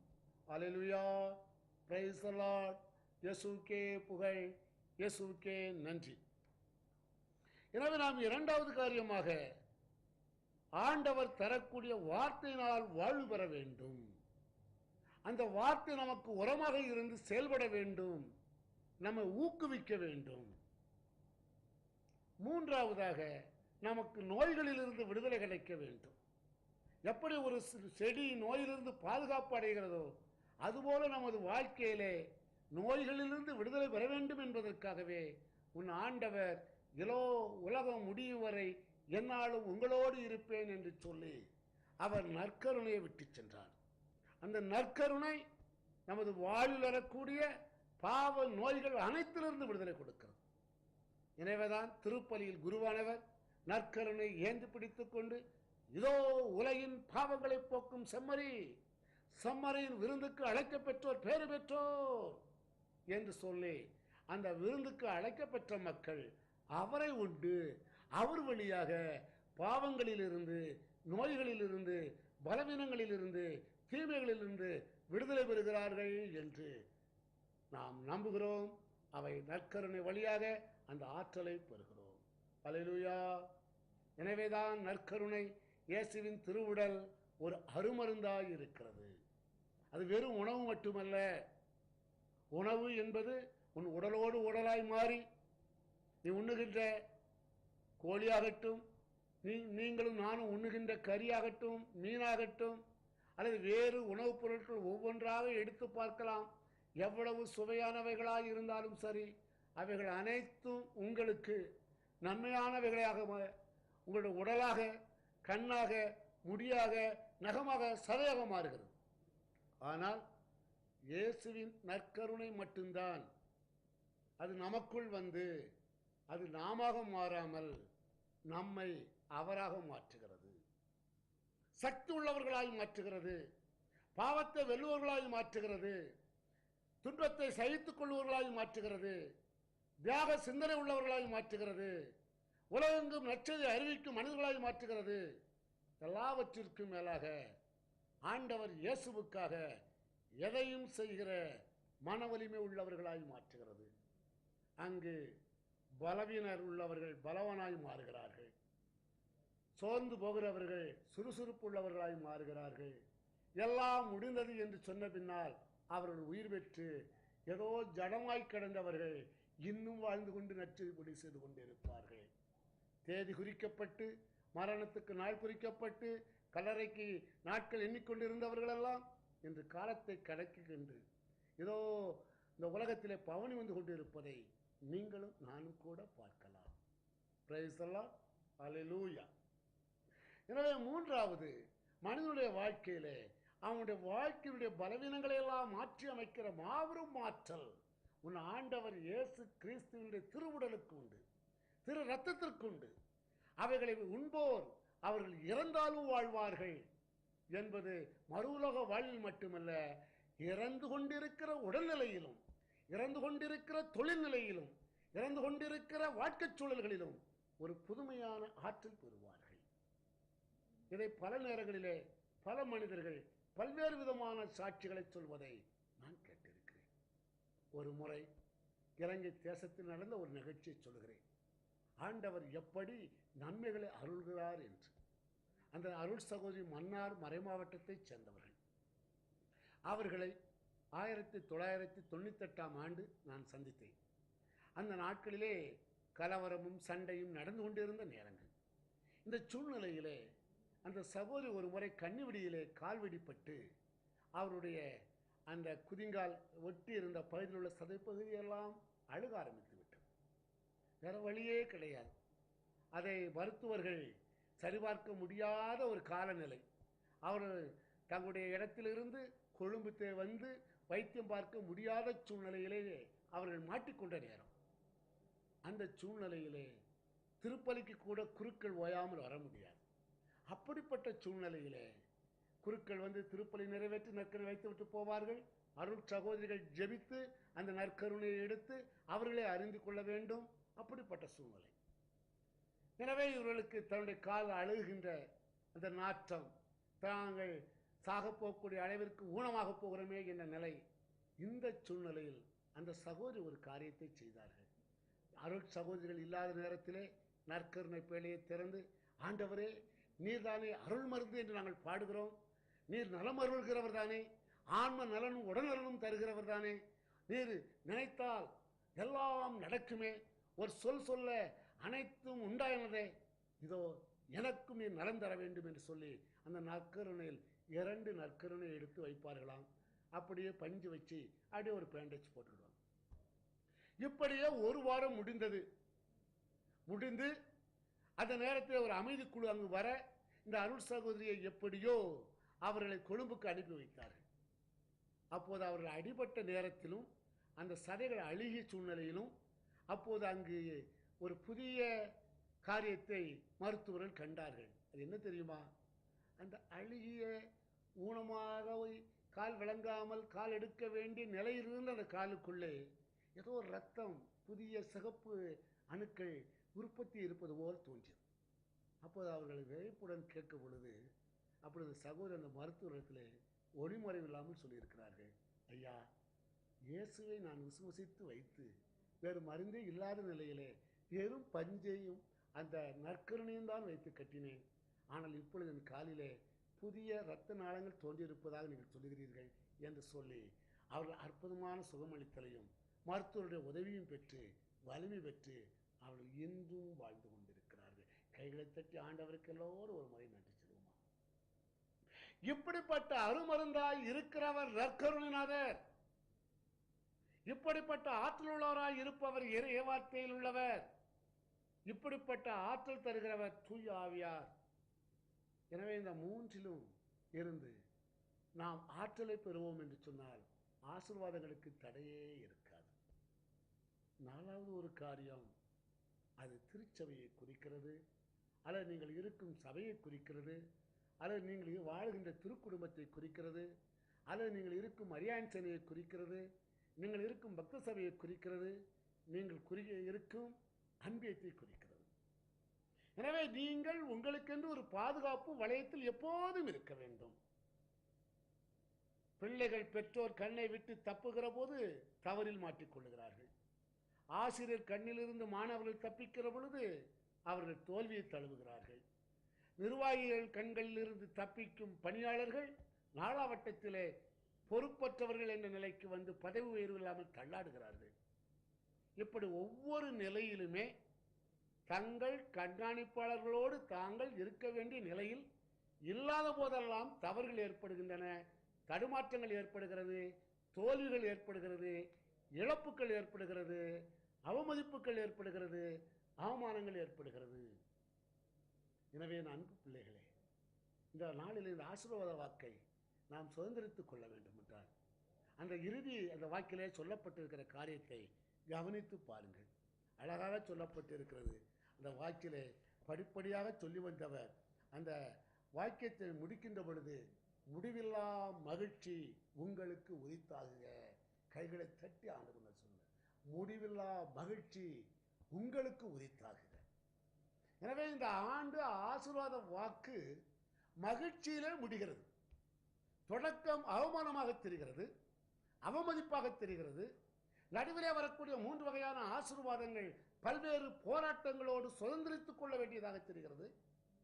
ஆனால் அவர் நிறைவுபடுத்துகிற பொழுது முடிவில்லா மகிழ்ச்சி உங்களுக்கு உரித்தாகும். இந்த முடிவில்லா மகிழ்ச்சி என்பதை சமாதானம் என்று சொல்லுகிறார்கள், அமைதி என்று சொல்லுகிறார்கள், நிறைவு என்று சொல்லுகிறார்கள்.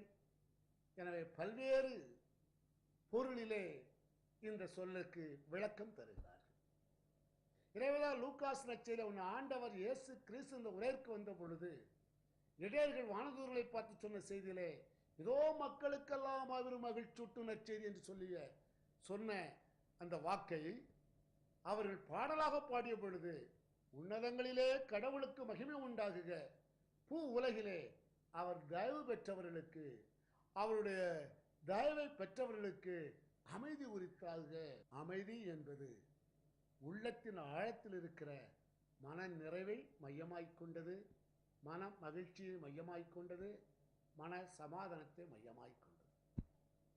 எனவே இந்த ஆண்டு ஆசீர்வாத வாக்கிலே ஆண்டவர் உனக்கு சமாதானத்தை தருகிறேன், மகிழ்ச்சியை தருகிறேன், மனநிறையை தருகிறேன். எனவேதான் 3 ஆசீர்வாதங்களில் 2 ஆசீர்வாதங்கள் 2 பங்கு நன்மையை அடைவீர்கள், உங்கள் செல்வம் 2 மடங்காகும் என்று சொன்ன இந்த 2 ஆசீர்வாதத்திற்கு இடையிலே உன் ஆண்டவர் சொல்லுகிற ஒரு காரியம், ஒரு முக்கியமான காரியம், உங்கள் உடமையில் நீங்கள் மகிழ்வீர்கள். அப்படி என்றால் நீ உன்னுடைய தேவைக்காக, உன் காரியத்திற்காக அடுத்தவர்களை சார்ந்திருக்காதபடி நீ சுயகௌரவமாக வாழும்படி உன் வாழ்விலே நான் செயல்படுவேன். ஏனெனில் நான் உன்னோடு இருக்கிறேன். நீ செல்லும் பொழுது நான் உன்னோடு வருவேன். உன் தேவைகளில் நான் உன்னோடு இருந்து உன்னை காப்பாற்றுவேன். என் சமூகம் உனக்கு முன் செல்லும் என்று உன் ஆண்டவர் சொல்கிறார். ஒரு மாபெரும் ஆசீர்வாதமான வாக்கு. வாக்கின்படி வாழ்வதற்கு நாம் நம்மையே ஒப்பு கொடுக்க வேண்டிய நாட்கள். ஆண்டவர் இந்த வாக்கின்படி நம்மை ஆசீர்வதிக்கட்டும். முதல் முறையாக நீங்கள் கேட்ட பொழுது ஆசீர்வாத வாக்கு என்பது ஒரு தனிப்பட்ட மனிதனுடைய வாழ்விலே செயல்படும்படியாக இறைவன் விரும்பி தருகிற ஒரு காரியம் என்று சொன்ன அந்த சிந்தனை இப்போது நமக்குள் வரட்டும். நமது வாழ்வில் உள்ள ஒவ்வொரு காரியத்திலும் பிழையானவை நீங்கட்டும். ஆண்டவர் விரும்புகிறபடி வாழும்படி நம்மையே ஒப்பு கொடுப்போம்.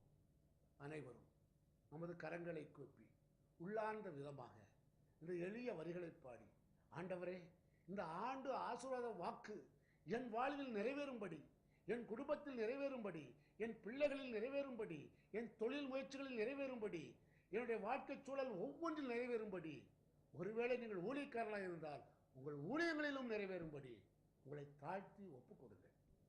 ஏதோ குயவன் கையில் இருக்கிற களிமண்ணை ஆண்டவர் குயவன் கையில் இருக்கிற களிமண்ணை அந்த குயவன் வணைவது போல ஆண்டவர் கையில் நாம் களிமண்ணாய் மாறுவோம். ஆண்டவர் விருப்பப்படி நம்மை வணையட்டும். நமது விருப்பத்தின்படி நாம் ஒரு பாத்திரமாக மாறுவது முக்கியமல்ல. ஆண்டவர் விருப்பத்தின்படி அவர் விரும்புகிற பாத்திரமாக மாறும்படி நம்மை அர்ப்பணி.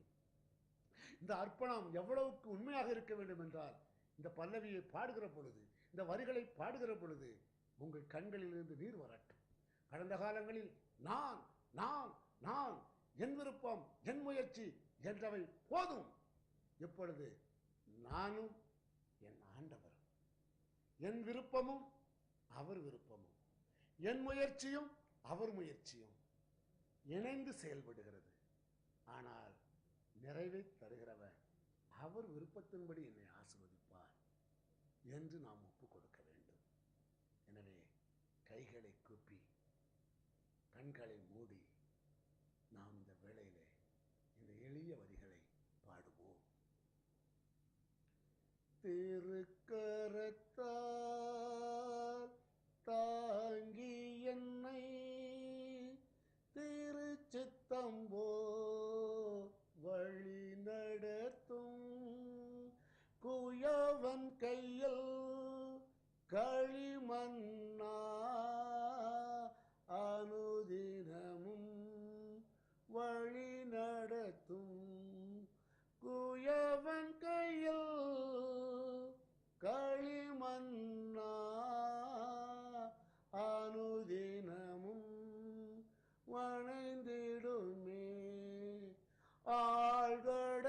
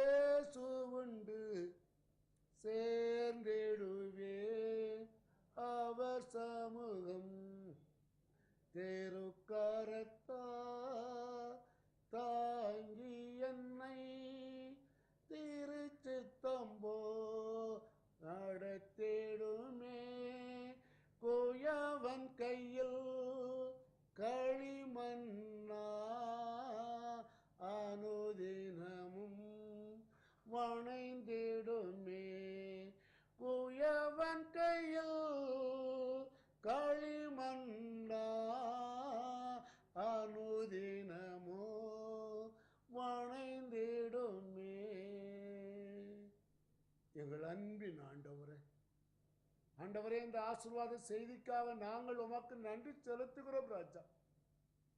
ஆண்டவரே, கடந்த நாட்களில் ஏற்பட்ட எல்லா விதமான அவமானங்கள், அவமதிப்புகளை எல்லாம் நினைத்து பார்க்கும்படி நீர் கொடுத்த இந்த சந்தர்ப்பத்தை நினைத்து ஆண்டவரே உமக்கு நன்றி செலுத்துகிறோம். ஆண்டவரே ராஜா, கசப்பின் அனுபவங்கள் எங்கள் வாழ்க்கையில் தொடராதபடி இந்த ஆண்டிலே நீர் ஆசீர்வாதத்தை தருவதாக வாக்குத்தத்தம் செய்திருக்கிறீரே, உமக்கு நன்றி ராஜா. எத்தனை அவமானங்கள், எப்படிப்பட்ட அவமானங்கள் எல்லாம் எங்களை சூழ்ந்து வந்தன என்று நீர் அறிவீர் ஆண்டவரே. மனிதர்களின் ஏளனத்திற்கு உள்ளான எங்களை நீர் மாற்றி ஆசீர்வாதத்தின் பிள்ளைகளாய் உயர்த்துவதற்காக ஸ்தோத்திரம் ஆண்டவரே. ஆண்டவரே, இதோ இந்த டிவி நிகழ்ச்சியிலே தங்களை ஒப்பு கொடுத்து ஜபிக்கிற ஒவ்வொரு பிள்ளைகளுக்காக நான் ஜபிக்கிறேன் ஆண்டவரே. ஐயா, கல்யாணம் ஆகாமல் ஆண்டவரே கால தாமதத்தினால் கலங்கி போன பிள்ளைகள் ஒவ்வொருவரையும் தேற்றும்படியாக கிருபை செய்யும் ஆண்டவரே. எத்தனையோ முறை பெண் பார்க்க வந்து ஆண்டவரே பொருத்தமில்லை பொருத்தமில்லை என்று சொல்லிவிட்டு ஆண்டவரே மனச்சோர்வுகளை ஏற்படுத்தி அத்தனை பேரையும் இந்த வேளையில நீர் மாற்றி போடும் ஆண்டவர். பொருளாதார இழப்புகளினாலும் வேலை வாய்ப்புகளிலே பின்னட்டு போன காரணத்தினாலும் ஏற்பட்ட தோல்விகளை எல்லாம் ஒப்புக் கொடுக்கிறோம் ஆண்டவரே. தொழில் முயற்சிகளில் ஏற்பட்ட ஆண்டவரே கடன் சுமைகளும் பல்வேறு காரியங்களையும் கூட உமது பாதத்தில் ஒப்புக் கொடுக்கிறேன் ஆண்டவர். தகப்பனே, நாங்கள் நினைப்பதற்கு விரும்புவதற்கு மேல் எங்கள் மீது நீர் சிநேகம் காட்டுகிறவராய் இருக்கிறீர் என்பதை இந்த நாளில் கண்டுகொள்ளும்படி எங்கள் மனக்கண்களை திறந்து வைக்கிறேன். நன்றி ஆண்டவர். எங்களை குறித்து வைத்திருக்கிற ஆசீர்வாதங்கள் எங்களுக்கு தெரியவில்லை ஆண்டவர். ஆனால் உமது கைகளில் அந்த ஆசீர்வாதம் இருப்பதினால் சுவாமி நாங்கள் உமது கரங்களிலே எங்களை அர்ப்பணிக்கிறோம் ஆண்டவர். எங்கள் குடும்பங்களை அர்ப்பணிக்கிறோம் ஆண்டவரே. தொழில் முயற்சிகளை அர்ப்பணிக்கிறோம் ஆண்டவரே. பிள்ளைகளின் படிப்பை அர்ப்பணிக்கிறோம் ஆண்டவரே. பிள்ளைகளின் பரிசுத்த ஜீவத்தை அர்ப்பணிக்கிறோம் ஆண்டவரே. குடும்பத்திற்கான நல்வாழ்வை உமது கரங்களில் ஒப்புக் கொடுக்கிறோம் ஆண்டவரே. அனைத்திலும் நீர் கிருபை புரியும் ஆண்டவரே. அனைத்திலும் கிருபை புரியும் ஆண்டவரே. ஏதோ ஜபத்தில் இருக்கிற பிள்ளைகளுக்கு நீர் நோய் நொடிகளிலிருந்து விடுதலை கொடும் ஆண்டவரே. விடுதலை கொடும் ஆண்டவரே. நீரே விடுதலை கொடுக்கும் ஆண்டவர் என்பதை நாங்கள் கண்டுகொள்ளும்படி ஆண்டவரே, நீரே எங்களை இரட்டிப்பாய் நன்மைகளால் நிரப்புகிறீர்கள் என்பதை கண்டுகொள்ளும்படியாக இந்த நாளிலே எங்களை அர்ப்பணிக்கிறோம் ஆண்டவரே. எங்களோடு வாரும். யோசுவாக்கு சொன்ன அதே வாக்குகளை எங்களுக்கும் சொல்லும் ஆண்டவரே. நீ வலப்பக்கம் சென்றாலும் இடப்பக்கம் சென்றாலும் நான் உன்னோடு இருப்பேன் என்று சொன்னீர் ஆண்டவரே. அபிரகாமுக்கு சொன்னீர், நீயே ஆசீர்வாதமாய் இருப்பியா என்று சொன்னீர் ஆண்டவரே. இதோ பவுலடியாருக்கு நீர் சொன்னீர் ஆண்டவரே, நான் உன்னோடு இருந்து செயல்படுவேன், நீ செய்ய வேண்டிய காரியங்களை உனக்கு சொல்லி காட்டுவேன் என்று சொன்னீர். அப்படியே அந்த மனிதனுடைய வாழ்க்கையில இறுதி வரை நிலை நின்று சாட்சி போகிறேன் ஆண்டவரே. எங்களை தாழ்த்தி ஒப்புக் கொடுக்கிறோம் ஐயா. நீர் எங்களை ஏற்றுக்கொள்ளும் ஆண்டவரே. எங்களை ஆசீர்வதியும் ஆண்டவரே. ஆண்டவரே, இந்த ஆண்டிலே இதோ நாங்கள் மீண்டும் இந்த வாக்கை எங்களுக்கு ஏற்றாற்போல் வாசிக்கிறோம் ஆண்டவரே. என் அன்பு பிள்ளைகளே, இந்த வாக்கை நான் வாசிக்க வாசிக்க நீங்கள் அவ்வாறு பின்மொழியுங்கள். அவமானத்திற்கு பதிலாக எங்களுக்கு இருபங்கு நன்மைகளை தருவீராக. அவமதிப்புக்கு பதிலாக எங்கள் உடைமையில் எங்களை மகிழச் செய்வீராக. எங்கள் செல்வத்தை இருமடங்காக்குவீராக. முடிவில்லா மகிழ்ச்சி எங்களுக்கு உரித்தாகுக. நாம் மீண்டும் ஒரு முறை அந்த வாக்கை நமக்கென்று தனிப்பட்ட விதத்தில் சொல்லி நாம் இந்த செய்திக்கு நிறைவு செய்வோம். அவமானத்திற்கு பதிலாக எனக்கு இருபங்கு நன்மை தருவீராக. அவமதிப்புக்கு பதிலாக என் உடைமையில் நான் மகிழும்படி செய்வீராக. என் செல்வம் இருமடங்காகும்படி ஆசீர்வதிப்பீராக. முடிவில்லா மகிழ்ச்சி என்றும் எனக்கு உரித்தாவதாக. ஆண்டவர் இந்த நாளிலே இந்த ஆசீர்வாத வாக்கின்படி நம்மை ஆசீர்வதித்திருக்கிறார். அந்த வாக்கிலே ஆண்டோடைய கிருபை இருக்கிறது. அது மேன்மையானதாக இருந்திருக்கிறது, மகிமையானதாக இருந்திருக்கிறது. எனவே அன்புக்குரியவர்களே, இந்த புத்தாண்டு ஆசீர்வாத செய்தி உங்களுக்கு மிகுந்த பிரயோஜனம் உள்ளதாகவும் இந்த ஆண்டுக்கு தேவையான உரம் தருவதாகவும் வல்லமை தருவதாகவும் இருக்க நான் வாழ்த்துகிறேன், ஜெபிக்கிறேன். ஆண்டவர் உங்களோடு இருந்து உடனிருந்து சகலத்தையும் நிறைவுக்குள்ளாக நழிவு நடத்துவாராக. இயேசுவின் நாமத்தில் ஜெபிக்கிறேன், எங்கள் நல்ல பிதாவே, ஆமென். நிறைவு பெற்ற நமது அன்னை மரியிடத்திலே நம்மை அர்ப்பணித்து ஒரு முறை ஜெபித்துக் கொள்வோம். ஏனென்றால் எல்லா சூழ்நிலைகளிலும் எல்லா வேதனைகளிலும் அவர்கள் இந்த 4 காரியங்களையும் நிறைவு பெற்று இருந்ததினாலே நாட்கள் முழுவதும் உலகம் முடியும் வரை எல்லா மக்களாலும் போற்றப்படும் தாயாய் இருப்பதனாலே அவளை பணிந்து ஜெபிப்போம். அருள் நிறை மரியே வாழ்க, கர்த்தர் உம்முடனே, பெண்களுக்குள் ஆசீர்வதிக்கப்பட்டவள் நீரே, ஒரு திருவயிற்றின் கனியாகிய இயேசு ஆசீர்வதிக்கப்பட்டவரே. அச்சிஷ்ட மரியாயே, சர்வேசுவனுடைய மாதாவே, பாவிகளாயிருக்கிற எங்களுக்காக எப்போதும் எங்கள் மரண நேரத்திலும் வேண்டிக் கொள்ளும். ஆமென். இயேசுவுக்கு புகழ், இயேசுவுக்கு நன்றி. மரியே வாழ்க.